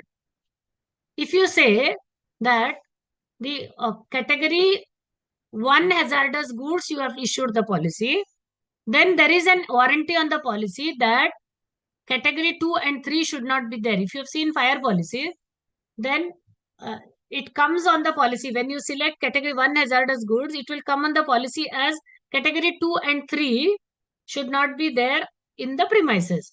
So if the category 2 and 3 goods are kept in the location and there is a loss, but that category 2 and 3 is kept entirely in some other building and not kept where the loss has taken place, and if it has not aggravated the loss has happened to something else only. It has happened to building, or it has not happened to the stock, and stock is kept separately, not connected to hazardous, non-hazardous. In which case, insured has to be penalized because he declared the sum insured and not declare the hazardous goods of higher category being there. But that has not aggravated the loss, then it will be at the option of the settling authority whether to make it on non-standard. So generally, as in general, we say that when there is a breach of warranty, but it does not aggravate the loss, then the claim can be settled as non-standard. But if the breach of warranty aggravates the loss, then it will be a repudiation of the claim. Right? Okay, ma'am. Thank you. Okay. Now we go for the 3 new policies, and most of the things what we have seen, we know it is applicable. I think can we just take a break of 5 minutes and then take the new products? Just do not go, just will. Okay, madam. Okay, madam. Okay, you carry. Okay, ma'am.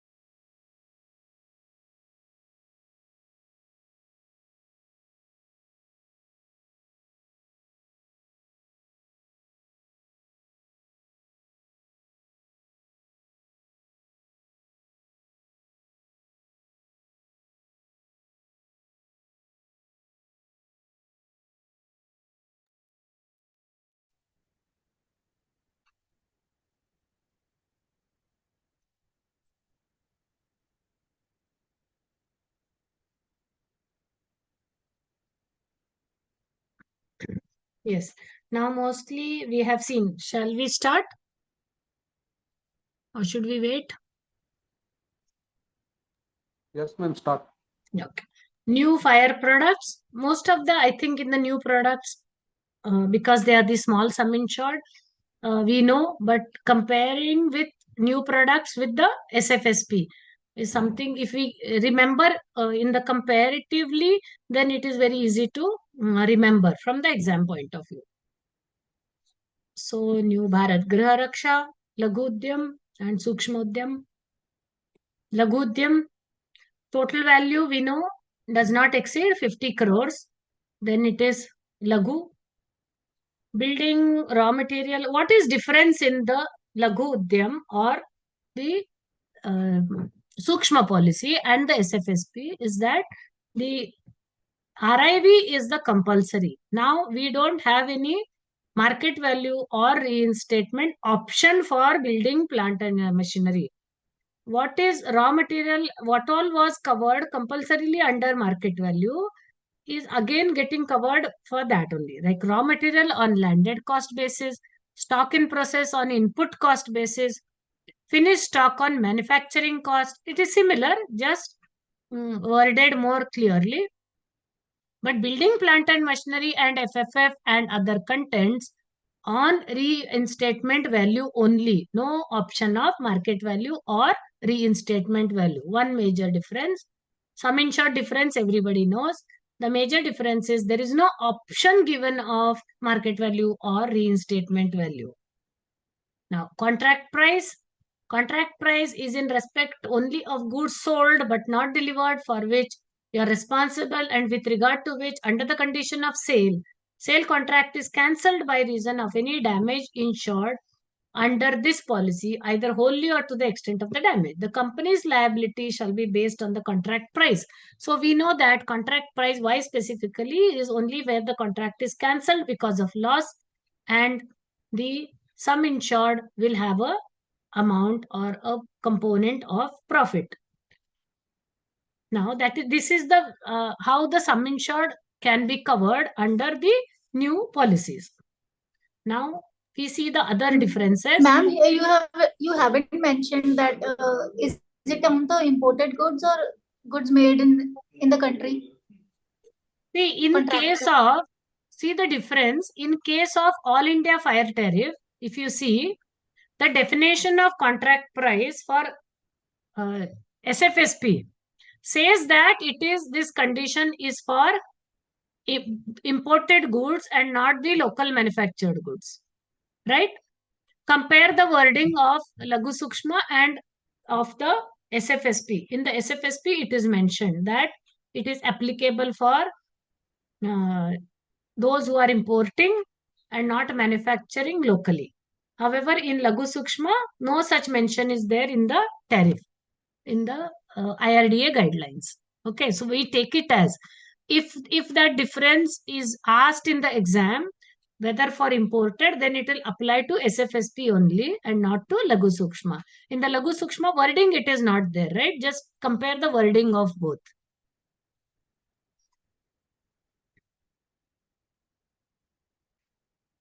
For building, plant and machinery, FFF and other contents covered on RIV basis must be reinstated within 12 months.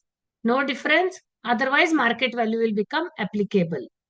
Automatic reinstatement of sum insured after a loss, pro rata additional premium is available and necessary additional premium adjustment is the same. It is there.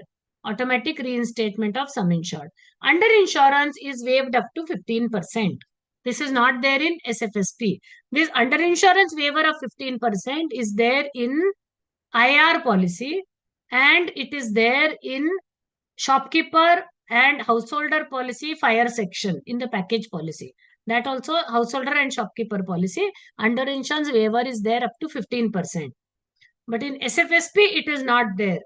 Now, in Lagu and Sukshma policy, under insurance waiver is there up to 15%. But you have to remember, in the event of a loss admissible, if more than 15% is involved, full under insurance will be taken for claim determination. Under insurance is not applicable to specific contents as they are insured on agreed value basis. So you have contents up to 10% covered in the policy by default, and above you can cover some specific contents like jewelry and all. Those contents, there is under insurance waiver is not there. It is only for the under insurance for the basic contents and the other sum insured which is there in the policy, not the specific contents. So 15% waiver is one important RIV basis. So what is plant and machinery? Everything description is given. So it is not necessary to repeat. We all know what comes under plant and machinery. However, it's made very clear. Machines under repair also are covered. Machines taken on hire or lease are also covered. Foundation or bedding or setting of the machines can also be covered. Accessories of machines are also covered. These have been very clarified by IRDA in this policy because there used to be disputes for some of these, whether foundation covered or not. But when you are covering, then the sum insured must include everything. If it is not included, it will not get covered. Perils covered. What difference we see?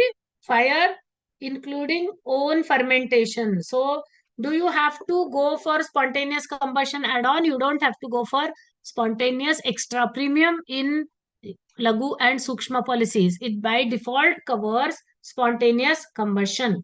Fire, including due to its own fermentation, natural heating, or spontaneous combustion. This is not there in SFSP policy. In SFSP, if you want to go for spontaneous combustion, then you have to take it as an add-on cover. You need not go for add-on cover under, you don't have to take premium for spontaneous under Lagu and both Sukshma policy. Explosion, implosion, we know. Lightning, we know. Earthquake, volcanic eruption has been made inbuilt. So if you say Lagu and Sukshma, it's not an add-on cover. In SFSP, it's an add-on cover. STFI, same. Subsidence, landslide, same. Now bushfire, we have seen that bushfire was covered. Forest fire was add-on cover. Now in Lagu and Sukshma, bushfire, forest fire, or jungle fire, everything has been combined, made into one peril only. Impact damage.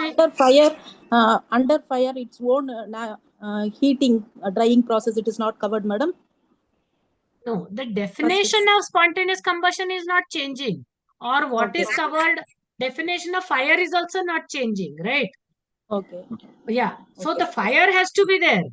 Own fermentation, natural heating, or spontaneous combustion is included. But by its own fermentation, natural heating, or spontaneous combustion should result into fire.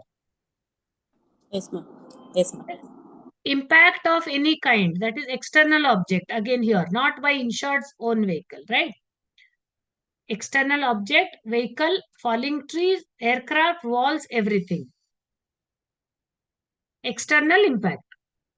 Missile testing was there, riot strike was there, act of terrorism was an add-on. Here it is inbuilt cover to be given under Lagu and Sukshma. Bursting and overflowing of tanks was already there, leakage was already there. Theft within 7 days has been added. Theft within 7 days from occurrence of and proximately caused by any of the above events. So theft is not independent. It is theft after fire, theft after flood within 7 days. So theft without any peril of fire policy operating, theft is not covered. So theft is also connected to the perils. After perils operate, 7 days, theft is covered. But due to insured events only, proximately caused by any of the insured events. So Madam, we have seen, yes. Ma'am, in normal fire policy SFSP, is theft covered in during RSMD? No, it is not covered. You see the exclusion wordings? It's not covered. Yes. It falls in the exclusions. Ma'am, Exclusion what in about the lastly? definition of the RSMD. Now, additions, alterations, or extensions up to 15% of the sum insured is inbuilt. Additions, what we see as omission to insure, similar to that. Additions, alterations, or extension up to 15% of the sum insured. Madam, one doubt, madam. Yes. Madam, in case of RSMD cover, if during the occurrence of RSMD, if the persons take away some objects, will it not tantamount to theft? That will be a part of RSMD only, right?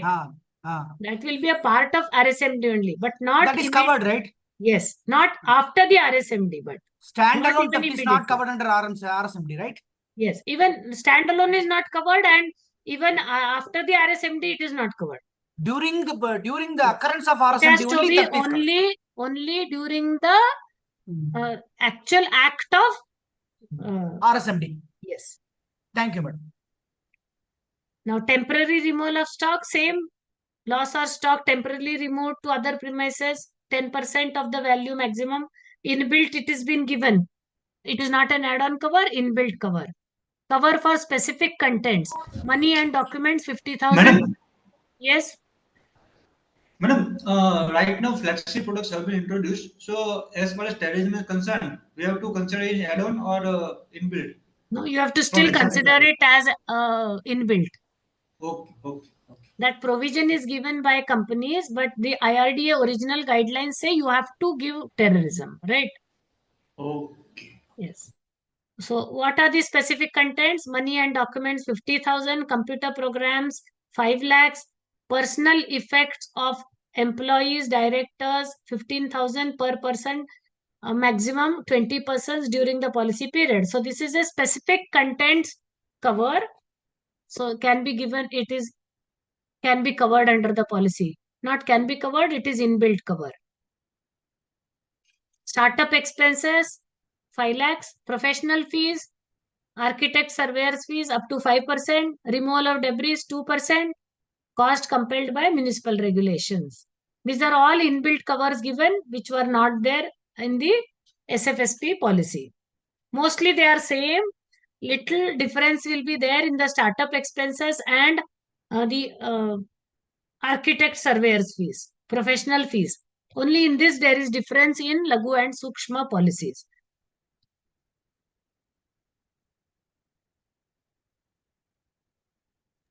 Sorry, ma'am, what is the difference? Difference is, you will see the, just now see the amount. How much is the amount? 5 in lakhs Laghu, ma'am, and in Laghu in 5%. 1 lakh. In Yes, Laghu, it's 1 lakh.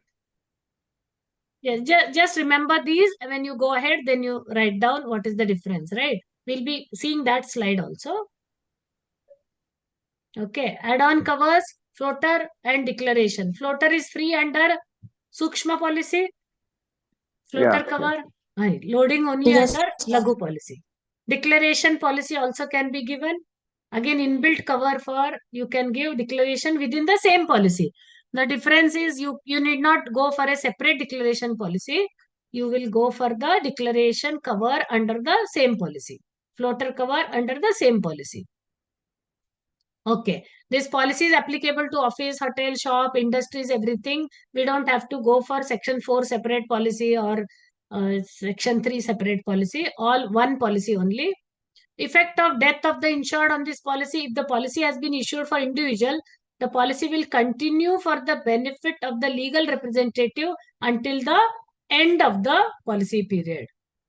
Otherwise, that I think 3 months condition was there that either the policy should be transferred or within the period of 3 months or expiry. This says that it will continue till the end of the policy period.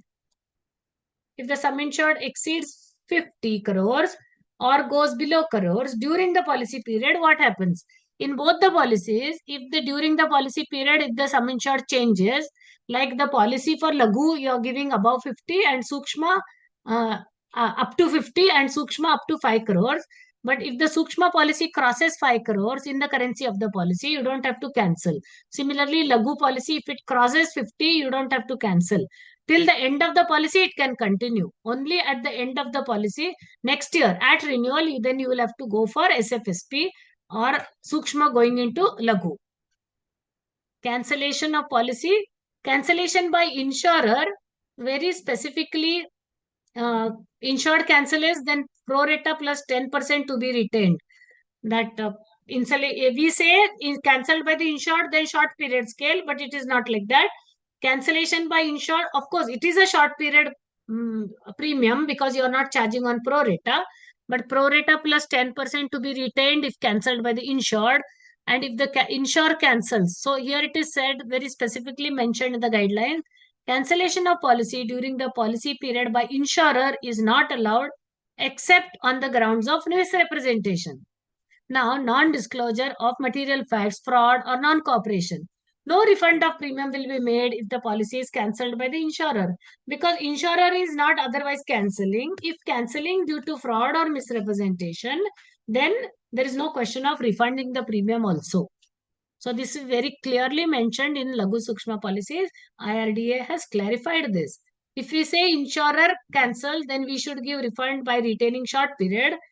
If it is due to misrepresentation or fraud or material facts hiding the fact, then there is the question of giving any refund. We will not give any refund but cancel the policy. Sukshma, and you have to remember that it started from 1/4/21. Because after 2-3 years, they can ask this date also, and we forget on which date these policies came into existence. So 5 crores, Sukshma is up to 5 crores. Building, plant and machinery stock, any property. Yes. Madam, one question was there that in case of, as you said, the policy, if the sum insured increases during the currency of the policy of Sukshma, for example, so if it crosses 5 CR, so it will still carry the same rate. Still rate, same rate. But similarly for Lagu also, it will be the same principle if it crosses 50. Same principle. You'll have to So shift to SFSP. we will not additional HTFI as we collect it for the. You have to charge the premium, but not as per SFSP. You will be charging the premium also as per Lagu Sukshma only. You are going to charge for a change in sum insured. Okay. So as per Lagu Sukshma only, the policy will not change anything till the expiry of the policy. Okay. Now, if somebody is trying to hide and take 2 policies and all, the repercussions. We should not be doing that, right? We are talking in a situation where the actual sum insured was 40 crores. Taken correctly, you issued Lagu policy, then the stock increases and it crosses 50, it will still be Lagu, same Lagu pro rata, whatever premium you are charging for increase in sum insured, that will be applicable till the expiry of the policy. Now, premium rate, EQ, STFI, terrorism. Yes, in Flexi, we can now delete terrorism, but that's a Flexi option given. Basically, you will have to say terrorism is an inbuilt cover. Right? Cancellation. We have seen this condition that insurer, if you had to cancel because of fraud, then can you return? You will not refund the premium. Okay, additions, alteration 15%, same, excluding stock. So additions, alterations or extensions, it is similar to the omission to insure additions or alterations. So 15% is given free, up to 15% inbuilt given. So even if it increases by 15%, then it can be in the same policy period. Temporary removal of stock allowed, cover for specific contents allowed, startup expenses not exceeding 1 lakh. And what was the startup expenses we saw for Lagu? It was 5 lakhs. 5 lakhs. 5 lakhs. Now it comes to 1 lakh. Professional fees, now it is 5%. How much it was in that? 10% or same? No. 5%. 5%. 5 only. So change in debris removal, there is change, 2%? No. No. Yes, ma'am. Same 2%. Same 2%. So there is change only in the Startup expenses. Okay, right? So this is, if you remember comparatively, then you will remember. Declaration policy for stock, add-on, all terms and conditions as per declaration policy. Though it is Lagu and Sukshma, our conditions of declaration policy will apply. No reduction one question. Excuse Yes. me. You just while doing this cancellation by insured, you have mentioned a pro rata plus 10%. Exactly why that 10% is charged? Any clarification? No. on See, that 10% makes it a short period scale. You can say a short period scale is given in for SFSP in the tariff. For how many months, how much premium? So by loading pro rata by 10%, you are making it a short period scale. You are increasing, no? For Okay. there you apply a short period scale, but I think at the time of D tariff, that suggestion or it can already come in the tariff that short period scale will not be there, but your refund to be calculated on pro rata plus 10%. When you go for a new policy, then you apply the short period scale. When you are giving refund, pro rata plus 10%. Okay. It is converting it to short period scale. Ma'am, cover for personal effect of employees up to 15,000. What is this personal effect? What will come Personal under it? belongings. Okay, ma'am. Okay. Bharat Graha Raksha also started at the same time. That is 1421. No restriction on the sum insured in Graha policy, right? Yeah, for any amount, Graha Raksha will only be issued. Dwellings, both building and contents owned by individuals and societies. AIFT provisions are not applicable. Mandatorily, you will be giving Griha Raksha policy. No maximum sum insured limit. Terrorism is again inbuilt. Long-term policies, the major difference is long-term policies are allowed up to 10 years. But what is the difference? That discount provision is not there. We had two options in SFSP for long-term residents. One is without discount, one is with discount. And everybody was opting for with discount only because policies were taken only for the finance purpose. Now, long-term policies, if insured did not take discount, there was an automatic increase in the sum insured of 10%. In SFSP also, previously that provision was there, but nobody was opting for that provision. So now IRDA has made long-term policy only up to 10 years, not 20 years and all, and no discount on the premium. But sum insured will increase every year by 10%.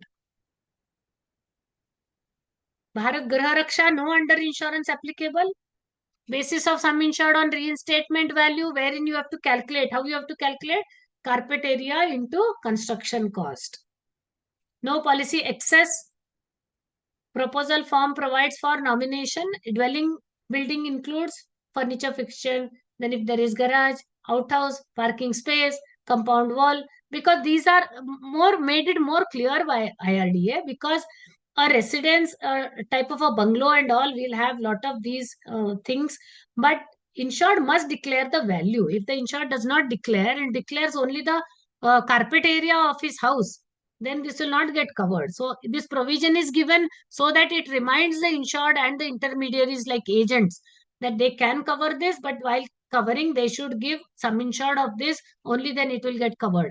Just by mentioning a dwelling and later saying that the garage was part of that, outhouse was part of that, parking we are considering under residence, so compound wall we are covering under residence. So the carpet area and everything giving, while giving all this, they have to give the veranda, internal roads, all has to be given specifically, only then it will get covered. So Madam, yes. In the Griha Raksha, suppose the carpet area they have given 1000 SFT into 2000 example. They have taken some insurance. But actually there is a 500 SFT into 2000. How it will be when if it is any claim comes? Actually, it is 500 into 2000 and declared as 1000 into 2000. Yes, yes, ma'am. So wrong declaration of carpet area is not acceptable, right? There can be mistake in your construction cost. But if he is declaring 500 only as carpet area, claim will be settled for only 500 carpet area and 2000 considering the value of construction cost. If the construction cost is more than 2000, he will get at 2000. If less than 2000, then he will get at less. Do you understand? Carpet area, if declared wrongly, then only that carpet area claim will be settled. But Yes, construction madam, cost can go wrong. So you have to be very careful as to construction cost, let it go wrong. There will be little under insurance. There is no under insurance, right? For this policy. Yes, ma'am. There is no under No insurance. under Whatever insurance. submitted will. So insured is not suffering. But if he is declaring a wrong carpet area, he will suffer. Hello. No, even though there is under insurance, whatever they have taken, we have to pay, right, madam? Correct, no? Hello. Yes. Then carpet area he will get for 500 only. He will not get for 1000. So in other case also, madam, suppose 1000 into 2000. Suppose actually it is a construction cost 1000 into 5000. In here we will pay 1000 into 2000. Yes. Means under insurance we are not applying, but there is a less you will get. Actually. Yes. So we have to be careful with. You are saying a case of 2000 construction cost, but actually it's 2000 and you take 2500. You will have to pay with 2500 because you have agreed for that. Hello. Yes. Ma'am, we are charging as per carpet area multiplied by construction cost. But in that compound wall, parking space, garage, You will have to declare. You will have to declare specifically the additional. Declare the carpet area of that. Yeah. Now, actually, how it is asked in the proposal form, no, but has to be declared separately. You will have to see how your in your software accepts it and whether for that also it is required while underwriting. But if you are showing the carpet area and construction cost and you have another provision in the proposal form to take the other sum insured, right? Whether how you declare in the proposal form. If you are declaring carpet area of only the house and not showing anything else, then that will be considered. Then if you have the carpet area, only that provision is there in your system, then you'll have to take carpet area of everything. Of that garage and parking space. Yes, if you want to include, you all will have in to the- take in the carpet area. Okay. Hello. Yes. Ma'am, in this RIV is compulsory, na, in Bharat Bhi Raksha policy. Yes, compulsory. Now, suppose at the time of claim, insured is not able to reinstate the building, then how the claim will be settled? You will have to settle on indemnity basis. That provision they have kept. Okay, ma'am. Thank you. Okay, for no option at the time of taking the policy. But if reinstatement is not done or unable to do, then he has to give consent and accept on indemnity basis. Okay, ma'am. Thank you. Okay. Automatic. Ma'am, one Yes. question. Yes. Ma'am, you said earlier if if the insurer declares the less carpet area, that means 500 instead of 800, then we will be paying claim as per 500. But if his area is 500 and he has declared in the policy 800, then what will be the situation? Actually 500, but declared 800. We'll pay by 500 only. Okay. Okay. More Thank you. carpet you cannot escape by. So I said carpet area has to be correct. Lower carpet Okay. area insured will be at a loss. Okay, ma'am. Thank you. And there is in the features you have automatic escalation because we are not giving any discount for the residence policy, long-term policy. There is automatic escalation of 10% in case of long-term policies. This provision was there in SFSP, right? So we will be in 10 years we will be having 10%, 100% double sum insured. Even the annual policy on daily basis, it is increasing. So even annual policy is increasing by 10% at the end of the year. Automatic reinstatement of sum insured is there. Built-in cover for contents, I think we all know 20% of the sum insured, maximum 10 lakhs is there. And if where the policy is taken for building and contents together, beyond built-in cover, if additional sum insured is to be taken, then it will have to be declared and covered for separately to be declared. Otherwise, inbuilt cover is there for 20% contents of the sum insured, of the building sum insured, maximum 10 lakhs. Now, Graha Raksha also perils are the same. Where is the difference? Fire, explosion, lightning, earthquake, STFI, subsidence, bushfire, forest fire, jungle fire, same. Impact, damage of any kind, vehicle, falling trees, aircraft, etc. So all perils are the same. Then you have missile, riot and Forest fire and jungle fire, one and the same, no, ma'am? Forest fire, jungle fire, same only, no? Yes, somewhat same only, but maybe when there is a forest will have more big trees and jungle maybe that with it could be when it is far away or something. Exactly. It looks Okay. same only, but there has to be some difference if they are showing separately forest and jungle. Okay. Yes. Then these are the theft within 7 days is also there. So everything is there, excluding any article or thing outside insured dwelling premises. Any article or thing attached from outside the outer walls of roof or insured building unless securely mounted. So,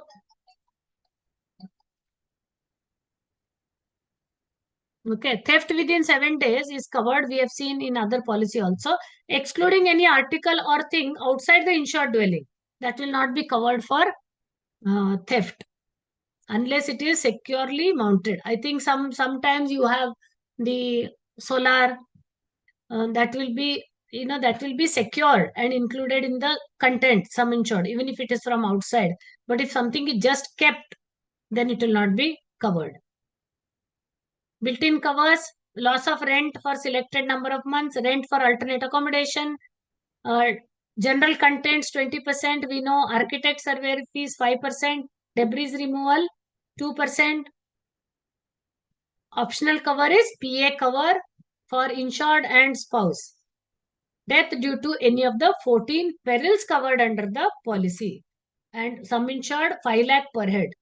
So if one of the one gets a claim or there is a death, then the other gets the claim till the end of the policy period. Cover for valuable contents can be taken on agreed value basis like jewelry, silverware, works of art, curios, paintings, etc. General exclusions, the common ones we will not see. These are all Madam, the common. excuse me, Yes, madam. In that PA section, the claim is payable only for insured and his spouse. I mean, what about the other family members? only insured and spouse. Okay, ma'am. Then we have other exclusions. Common ones we will not see. Any addition, extension or alteration.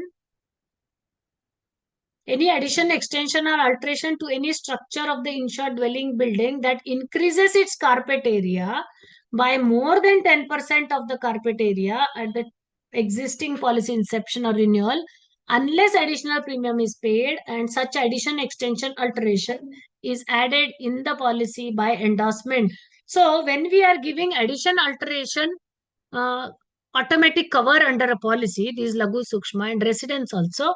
In residence policy, this addition extension, because we are working on the carpet area in residence, though this addition extension condition is inbuilt under all the three policies, in dwelling, it should not increase your carpet area. The moment your addition, extension or alteration happens, even if it is inbuilt, it should not increase the carpet area by more than 10%. If the carpet area, in other words, it means your carpet area can increase up to 10% at the time of claim due to any addition, extension or alteration. But without addition extension, it should not increase. With addition extension, it can increase up to 10%. More than 10%, not covered. Use of residence for any other purpose such as holiday home, for lodging, boarding is not there. I think it was implied but made very specific in the policy. So it was not there in the residence policy before. Such conditions were not there. Residence is meant for residence as insured. If it is used as holiday home or lodging boarding, its purpose gets defeated. Though we were aware of it, but it is put in black and white now. Now we compare the three products once again to understand. SFSP had option of market value or reinstatement value. Sum insured in new policies, no option of market value for building, plant and machinery, FFF and other contents. Reinstatement of sum insured after the loss is termed as restoration of sum insured in the new products. The restoration word has been used because reinstatement word used for policy, sum insured and for claim, it used to sometimes create confusion. So restoration of sum insured is the word used. Earthquake is an add-on cover, but it's nil-built cover under new policies. Architect surveyor fees and removal of debris 3% and 1% up to SFSP, and in new policies it is 5% and 2% under new products. Forest fire add-on under SFSP, whereas the cover is modified as bush, forest and jungle fire in the new products. Theft within 7 days, not in SFSP, but it is there in all the three new products. Loss of rent and rent for alternate accommodation is add-on cover under SFSP, which is covered in Graha Ruksha policy for the sum insured chosen by the insured. Sum insured has to be given, but it is offered under the Graha policy. Escalation is an add-on cover under SFSP. Automatic increase in sum insured for Graha policy. There is long-term and annual policy. The automatic increase in sum insured is there. No discount can be offered. Under insurance is strict under SFSP, which is not applicable for Graha policy, and waived up to 15% for Lagu and Sukshma policy. However, if the under insurance is more than 15%, even if 16, you have to charge the whole under insurance and not the 1% above. This there is certain to ask here with an example of 16% under insurance, whether you will charge 1% under insurance or you will charge 16. Once it crosses 15, then it will be 16 total under insurance. Madam, one query regarding escalation. In Griharaksha, automatic increase, is there any limit or just whatever it, however it is increased? Like In how much Griharaksha, percentage it is? Yes, 10%. 10%. 10%. Okay. Okay. So it becomes 100% at the end of the policy period. Okay, Double the madam. sum insured it becomes. For going long-term policy, then taking a long-term policy, if you are charging 10 years full premium, full fire also, EQ, STF, everything. Total premium you will be charging for 10 years. Then what is the benefit? Is you are increasing the sum insured every year by 10%. Yes. Hello. One thing, ma'am. If we will increase it by 10% means 100 plus 10%, 110, it is coming for first year. Next year it is 110 plus 10%. Why 110? It's like simple interest. Every year they are increasing for 10%. That's it. No. It is not on 110, 10 again. Okay. Simple Only interest like. 10%. Okay, accumulation is not there. No. No accumulation. Aircraft damage is a separate peril under SFSP. It is added in the impact damage in new policies. No aircraft damage cover is there. It's added in impact damage only.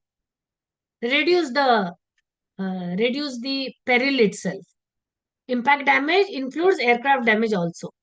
Fire peril under SFSP excludes own fermentation, natural heating, spontaneous combustion, and under Laghu and Sukshma, it includes own fermentation, natural heating, and spontaneous combustion. Terrorism was covered with extra premium, which is now covered. It is to be compulsorily covered.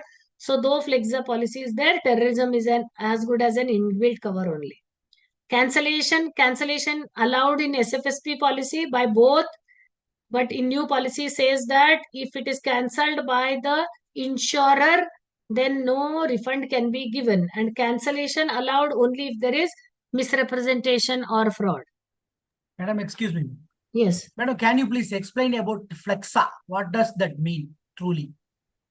That is fire, lightning, explosion. That is the abbreviation of Flexa. Okay. It is the perils, and okay, it is, I think, aircraft. It is, if I just tell you the full form of Flexa, right? Okay. Yes. Because I think they before deducting the STFI, the perils before deducting the STFI. It is fire, lightning, explosion, implosion, aircraft damage. Correct, right? Then excluding STFI, it is fire, lightning, explosion, aircraft damage. Yes, aircraft damage. Then what X stands for? Explosion only, ma'am. EX. Explosion only, no? Correct. Yes, Fire, yes. lightning, explosion, aircraft damage is Flexa. Okay. So Thank why you. this concept came, I think you know. It came in the... Because we could delete STFI. Yes, it is meant for deleting STFI and adding back STFI.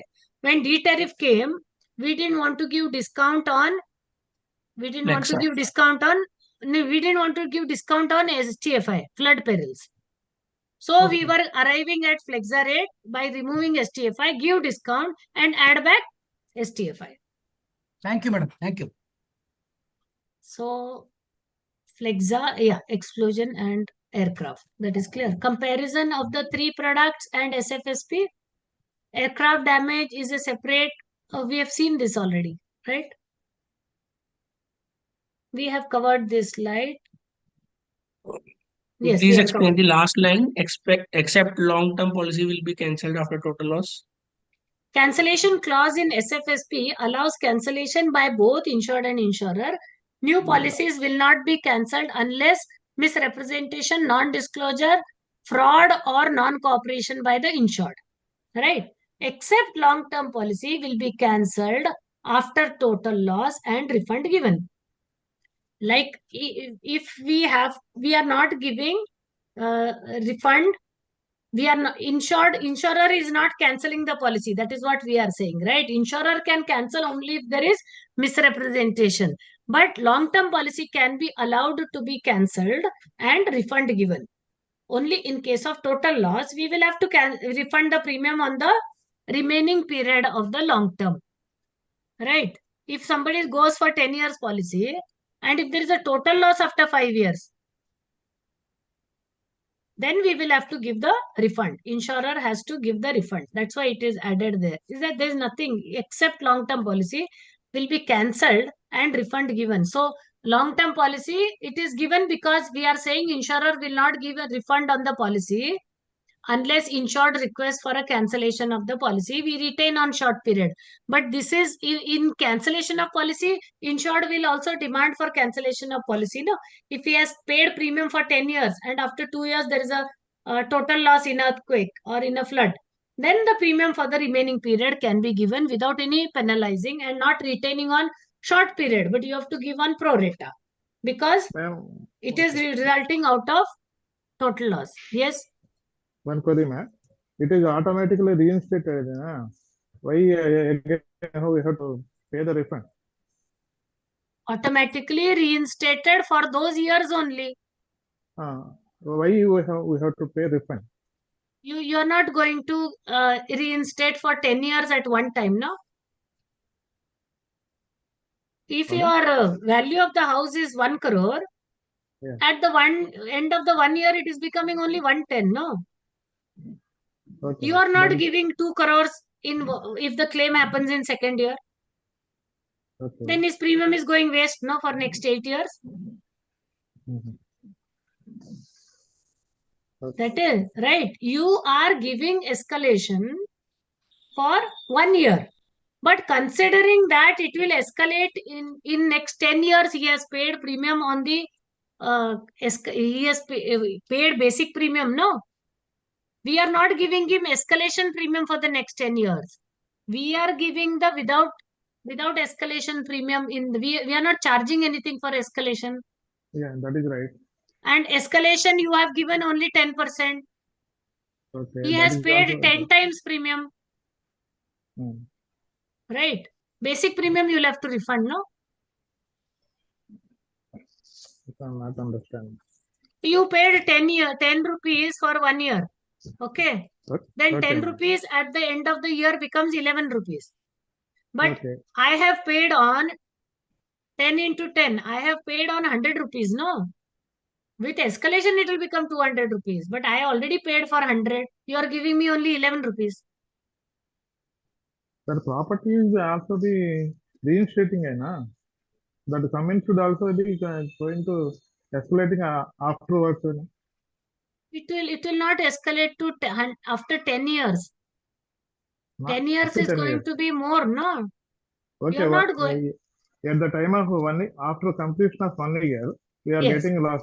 Anything loss is occurred. Then you will consider escalation of only 10% and not 100%.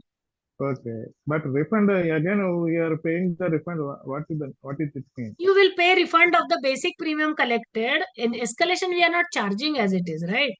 Yeah. So the 10 year remaining 10 year, he has paid full premium for 10 years, no? Okay, 9 months is this property is there, na? Reinstating the property, na? Yeah, anything the summons should come by 1 crore or 110, like that only. Sum insured will not go to 100% reinstatement with the escalation is only 10% in the first year. Okay. He is reinstated, but he has paid premium for 10 years. We were paying under long-term policy SFSP also, no? Okay. Long-term policy, if it is cancelled, then we were giving refund under SFSP also. Only the calculation was different. If we cancel it, why we are not having any cancellation as a insurer? Actually, insured does not want to get it renewed or get it reinstated. That's why we have to cancel the policy by giving the refund. Insured is not That's okay. Depreciation will come and that will be settled at that time. I think this is a tariff provision. We can again read in detail the tariff provision and see that, because if it's a tariff provision, then it is there, right? And I don't think it is not Ma'am, has been written correct also. It's correct. in billing to reinstate the property. That's why we have to cancel the policy. Yes. No. Once total loss claim is there, policy is cancelled only. You, because he has gone for 10 years, you cannot keep the policy for 10 years, no? That's why. It can be insured only when it is reinstated. Same policy cannot be continued. Whereas he has still paid you for 9 years. You are considering escalation sum insured of only 1 year. You are not giving him 10 years sum insured. If you 10 rupees and one escalation, 11 rupees only you will pay. If that much is not there, then he will get, there will be, he will get only 11 if he cannot reinstate in that much. So what he has paid for next 9 years, that will go waste, no? After reinstatement, he can go for a fresh policy. If we are giving a total loss, the policy also has to be cancelled. That remaining period we are giving the refund. Yes. Okay. Only the remaining period. Okay. Cancellation is must. Policy is cancellation is must. Yes, that is what is written. Except long policy will be cancelled and total loss, after total loss, and then refund given for the remaining period. Okay, right. Thank you. For the remaining period. Yes. Remaining For whatever. the remaining period, for the remaining period, we have to keep any minimum premium retention, or we have to refund the full premium. Full premium, but without any no minimum premium retention. No condition. Okay. Now we have some more questions we can go through, or you have some doubts. I think doubts are cleared as and when, right? Ma'am if partial loss कोई आया है तो reinstate करना पड़ेगा. Partial loss आया तो भी reinstate ही करना पड़ेगा अंडर ऑल लघु सूक्ष्म गृह पॉलिसी. उस पॉलिसी में मार्केट वैल्यू पे सेटलमेंट करना ही नहीं है on all the policy. Then if is only because the basic condition is that no it's a reinstatement policy only, all policies. Reinstatement. Yeah, so all policies have to be reinstated only. That policy access also is different now regarding Laghu and Sukshma. Yes, 5,000, and in Sukshma it is 5,000, and Laghu it is 5% minimum 10,000 or 25,000. Right. The second slab of SFSP. Right? Madam, one question was there. Yes. It is earthquake into bracket fire and shock. Exactly what does that mean? Earthquake only, shock is only due to the vibration. Only due to the vibration also we are covering now. Earthquake does not lead to fire. It can. It can. Okay, some important points of fire insurance we'll see. Fire tariff contains 8 sections. No discounts or agency commission is given. Declaration policy covers stock only. Reduction in sum insured not allowed under declaration policy. Increase in sum insured is allowed. Cancellation short period retention by insurer, then pro rata refund. This is a provision is there in SFSP now. That has been made clear that insurer refund cancels and refunds on pro rata. Question does not arise. Either insurer does not cancel, or if he cancels for misrepresentation, should not give any refund. Right? Increase in sum insured pro rata, decrease in sum insured short period retention. Declaration basis are only 2 types. One is either average of the month or average of the highest in the whole month or average of the 30 days. Okay. No declaration, then sum insured is to be taken as the declared value. Temporary sheds during monsoons only for monsoon protection, no kacha extra. Policy cancelled due to government order, then pro rata refund will have to be given. Completion of building in course of construction, pro rata refund you can give. There is a course of construction policy is there, and in between, if it gets converted to a completion certificate is given, then it gets constructed. Because of that, if you are cancelling and giving a normal policy, then you can refund on pro rata. There you need not penalize by retaining on short period, but he has to cancel the short period course of construction policy and go for a normal fire policy. Here the refund need not be on short period retention, but pro rata refund can be given. Escalation clause, building demolished, pro rata can be given. Escalation clause is not restricted to reinstatement value policies. Escalation clause is for any policy, whether normal policy, indemnity policy, or reinstatement value policy. Now all the new policies have as it is become reinstatement policies. Automatic increase in sum insured under escalation clause operates from the inception till operation of the insured peril. So till that Madam, there is day no, only we are calculating. no agency commission.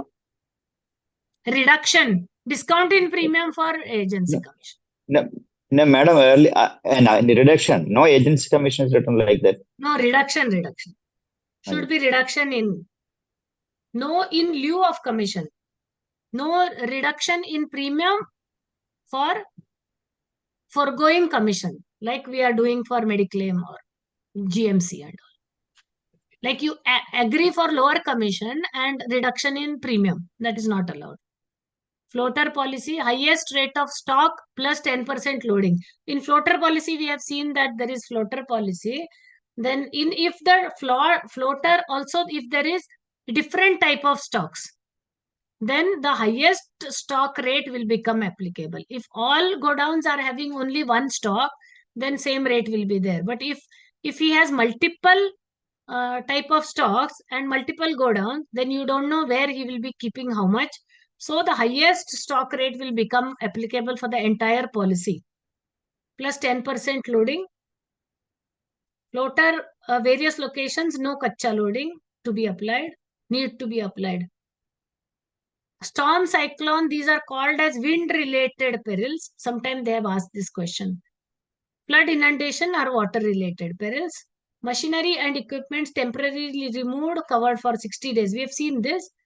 Policy voidable due to misrepresentation. Fall or displacement should be expressly notified within 7 days. Otherwise, like any fall or displacement, we have covered this without claim, but there is some fall or displacement, then cover will cease if he does not inform within 7 days. If it is informed, then of course, excluding that, it can be covered. Alteration of trade or manufacture should be obtained sanction and endorsement done if it increases the risk of loss by insured peril. Arbitration only for quantum. Reinstatement of sum insured after a claim is made by collecting pro rata premium for the unexpired period. Midterm increase in add-on covers is permissible, but annual premium charge for midterm add-on cover. STIFI inclusion is on short period scale. You can do, but all depends whether the situation you want to do or not. We are just seeing the tariff provisions. Fire insurance, okay, defined in 1938 Act. I think this was okay. Fire tariff was withdrawn in 2007 January. Incendiarism is fire maliciously set by intruders. This was sometime asked as a definition. On the basis of occupancies, fire load has been specified as low fire load, moderate fire load, and high fire load. Incendiarism is covered? Yes. Yes, covered. But that definition we generally don't know because we don't come across that word. Fire load, sometimes it is asked. High fire load, moderate and low. Designation clause is free, no additional premium. What is designation clause? Is designation as per the insured's book is accepted by insurer. Generally, what happens is air conditioner and compound wall classified differently by the insured. Multiple occupancy rated per se. If only one sum insured, no, this is not there. Okay, this should not be considered now. Silent risk is allowed under section 4 and 5. Just ignore the point 4. Okay. Okay, that is a silent rate or storage rate, whichever is higher to be applied. 1 per milli need not, it might change from time to time. So we will not go on the rating. Storage rate or silent rate, whichever is higher will apply if there is no manufacturing but there is storage. Silent risk we should not give. This is more for the practical purpose. Okay, there are some more questions, but even you want to go through or you have some doubts or we can close. Few questions. Maximum escalation. Yes, maximum escalation. Can be up to 50%, no, ma'am. No, 25%. Under fire. Additional premium we can give up to 50%. That's what written in tariff. No. Premium rate charged is 50% of the premium. Premium is 50%. Maximum is 25, na, ma'am? Of the sum insured, maximum escalation percentage that you can opt is 25%. Then what rate you will charge? The rate charged for basic policy, 50% of that you will charge. Rate is reduced to 50%. Why it is reduced? Because you are not giving on day one. You are giving it on 1/365, right? If there is a loss on second day, are you giving 25% escalation added in the claim? No. Second, third day claim, then you will be giving escalation sum insured of 25% into 3 days divided by 365. So escalation sum insured is not available on the first day. If it is available on the first day, you might take the whole sum insured. No. It is anticipating gradual increase in the sum insured. So it is not available. It is available day wise. It goes on increasing. So we are charging less premium on that. So premium reduced to 50%. Escalation maximum is 25% of your actual sum insured. And escalation given for building, plant and machinery, right? And furniture fixture. And escalation is not given for stock. BMI, generally what we called as, right? We are not giving for stock. Floater policy, for floater declaration, the sum insured is 2 crores. Only declaration, 1 crore. Only floater, no condition. No condition. This is the exclusion number 7, that is electric risk. When the electric motor develops short circuit or overheating, then every claim is payable excluding that machine or that motor, right? That's the electric risk. We have seen that in exclusion number 7. Value of the property, sum insured is so-and-so, loss occurred due to fire, amount payable is, this is, sum insured is, value of the property is more, sum insured is less. So this is the under insurance applicable. Even if the loss is less, sum insured. In case of total loss, then no under insurance becomes applicable. Correct? If there is a total loss, if the value of the property is 1 lakh, sum insured is 75,000 only. Now loss is 35, it gets reduced to 26,250. Right? Sum insured value divided by sum insured into the loss. But if the loss is complete 75,000, then what happens? Are you charging under insurance on 75,000? No. Effect is automatic. He will get 75,000. Effect of under insurance is automatic when there is total loss. Because if his loss is, I'm not saying 25,000, I should say if total 1 lakh is the loss. Loss is 1 lakh, sum insured is 75,000. Then you are not under insurance on 75,000. You are going to pay 75,000 because effect of under insurance is already there because the actual value is 1 lakh. That is clear, right? You have to remember that. In case of total loss, effect of underinsurance is automatic. So you will be paying the sum insured, not the actual value, but you will be paying the total sum insured. So in the same example, if you say loss incurred due to fire is 1 lakh,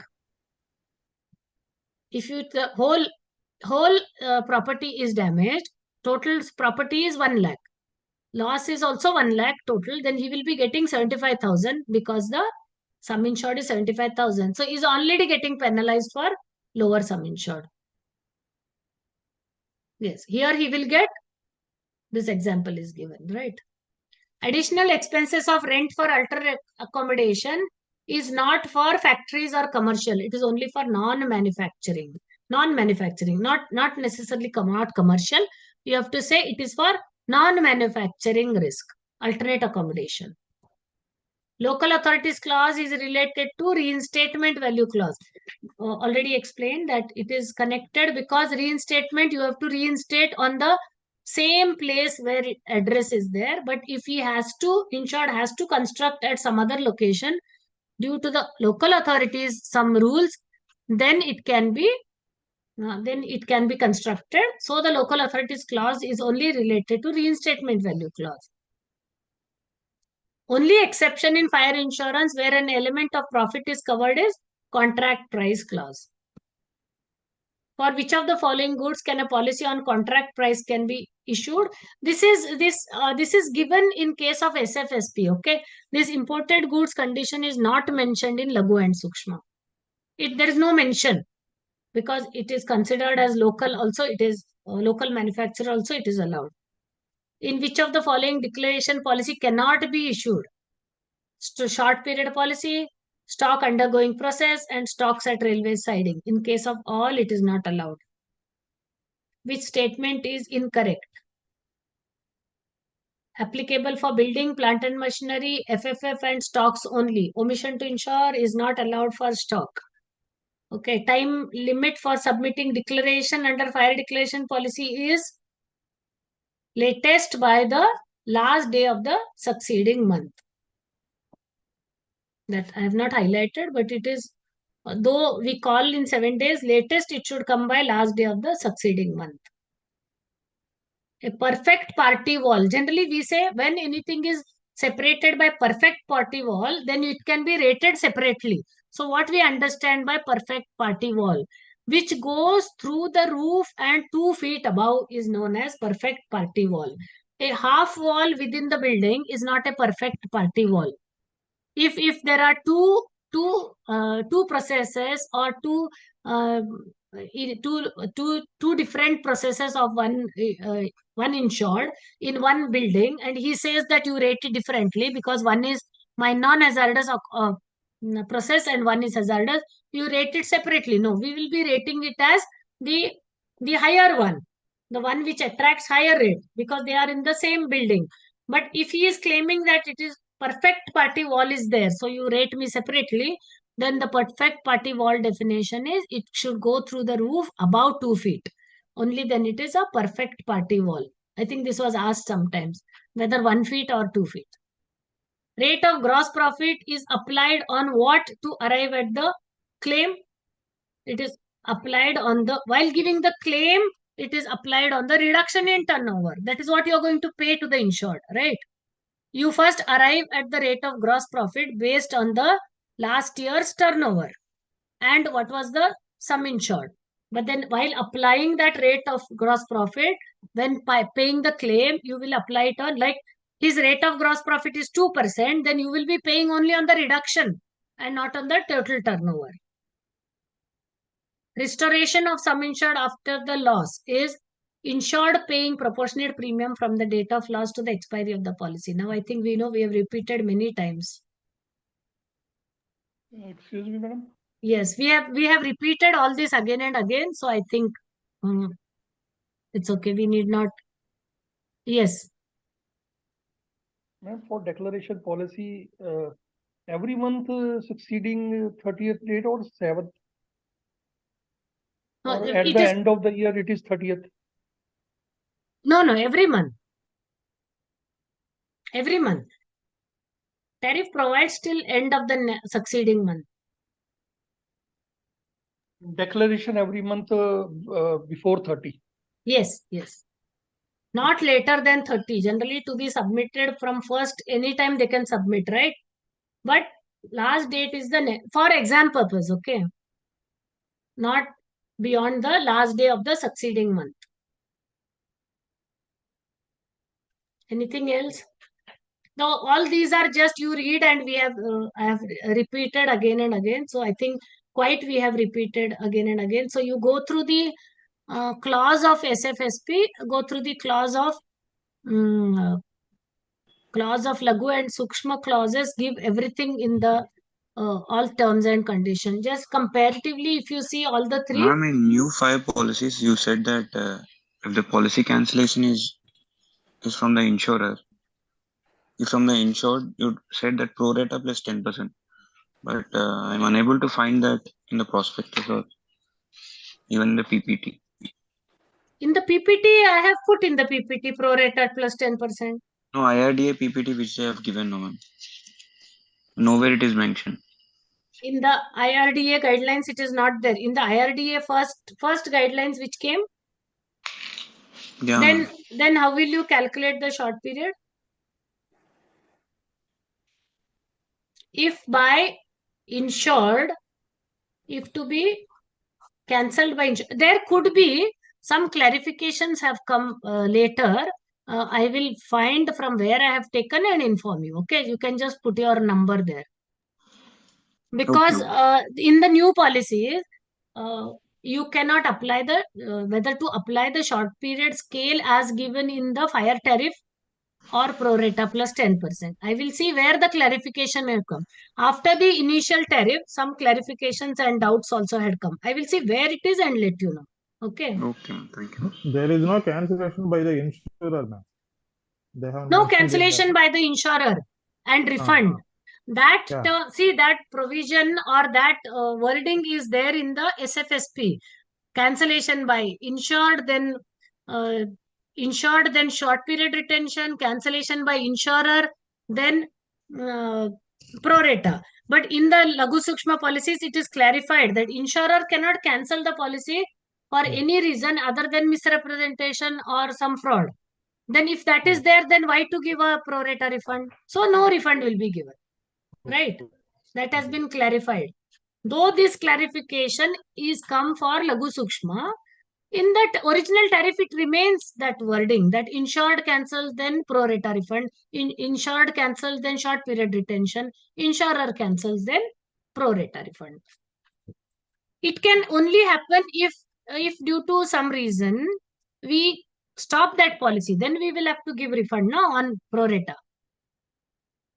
If the policy is discontinued, then you cannot penalize saying no refund, no? So if it is due to you cannot cancel the policy.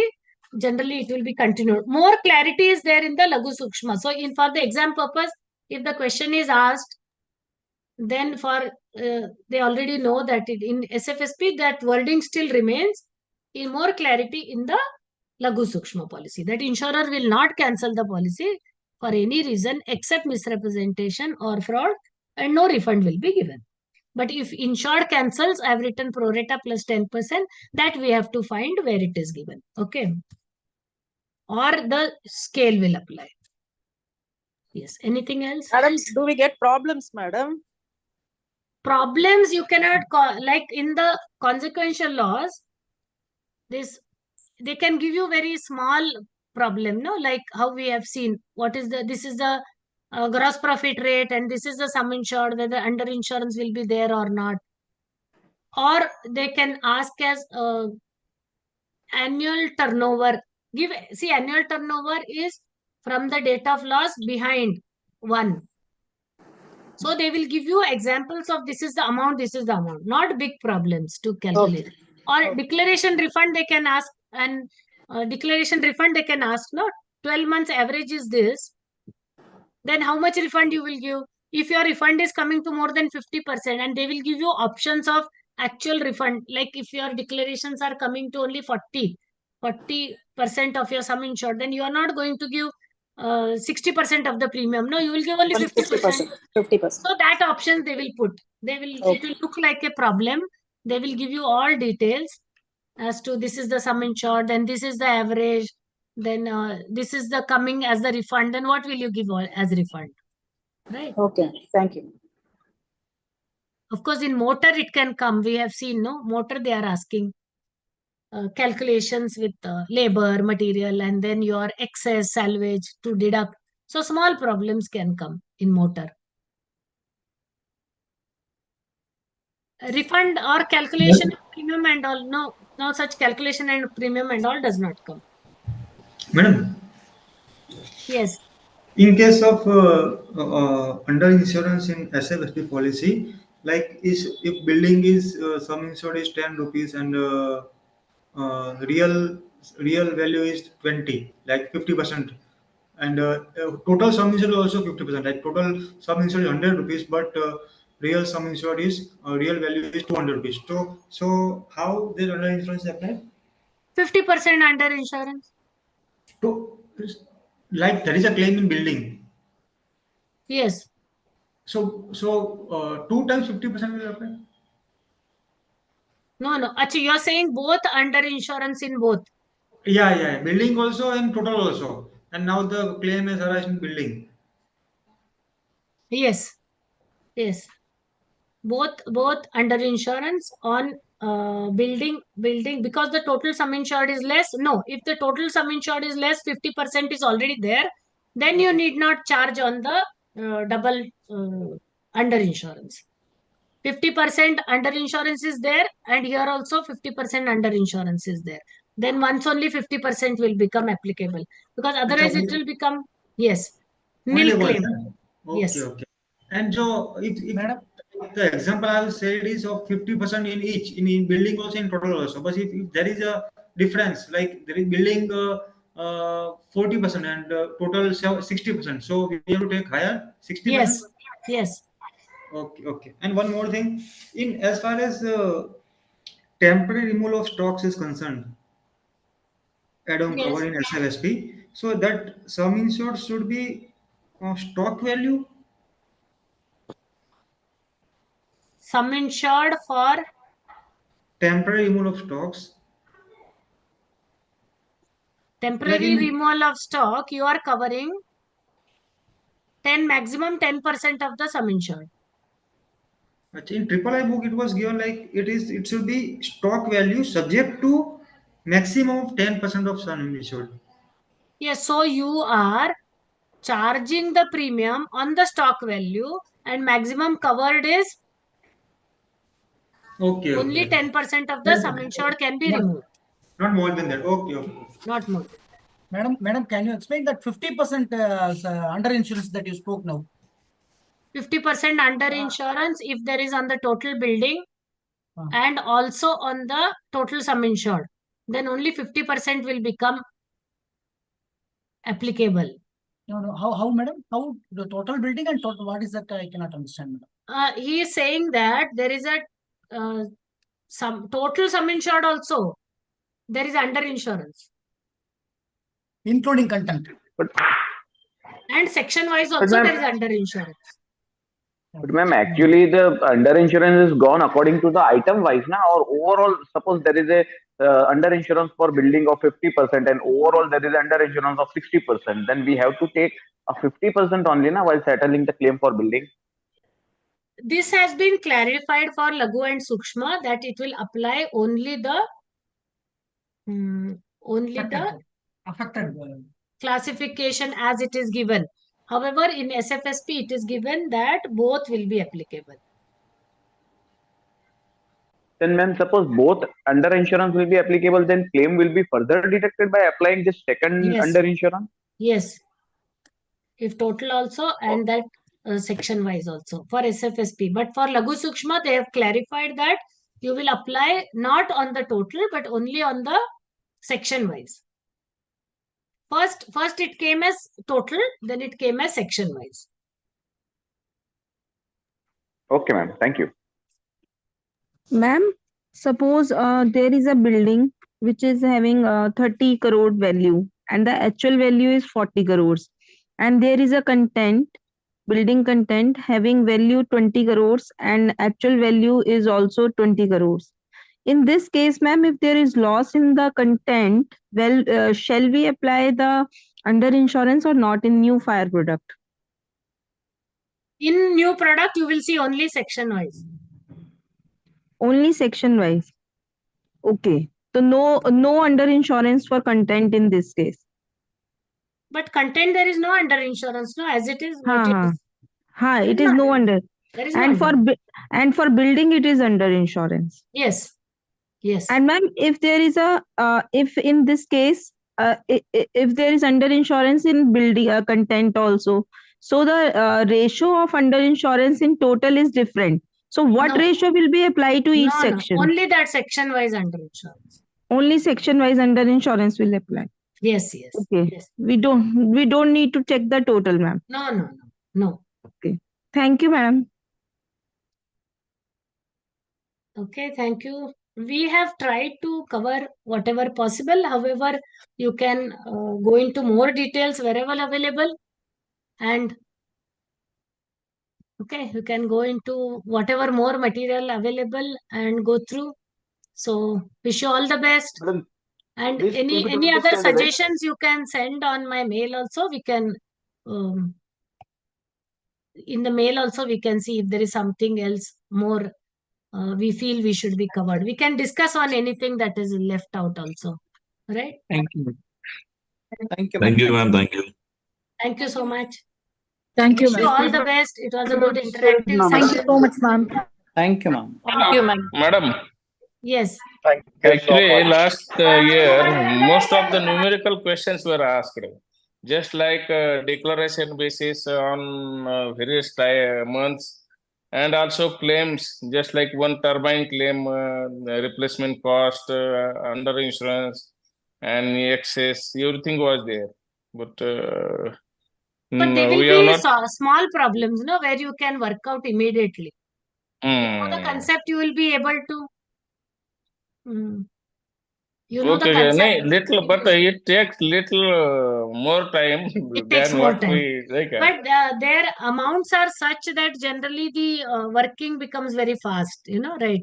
Sometimes 12 months declaration we have to work out. So if sum insured is not declared, again, if more than the sum insured, everything, it takes two time, and we could not cover time within the Yes. our. So they want you to be faster. But numericals, unless and until we Now they are calculate. allowing calculator, no, right? The system calculator. Madam, actually system calculator, madam, we are not familiar. Because of this, the problem cannot be solved faster. True. So The intention is to make it little more and more difficult in the paper. our calculator is also not allowing, na? Yes. Okay, anyway, all the best. Try to, if you keep as much as you practice, you'll be able to solve faster. Hope you all Thank you, madam. succeed well with flying colors. Wish you all the best. Thank you, ma'am. Okay. Thank you very much, ma'am. Thank you. Thank you.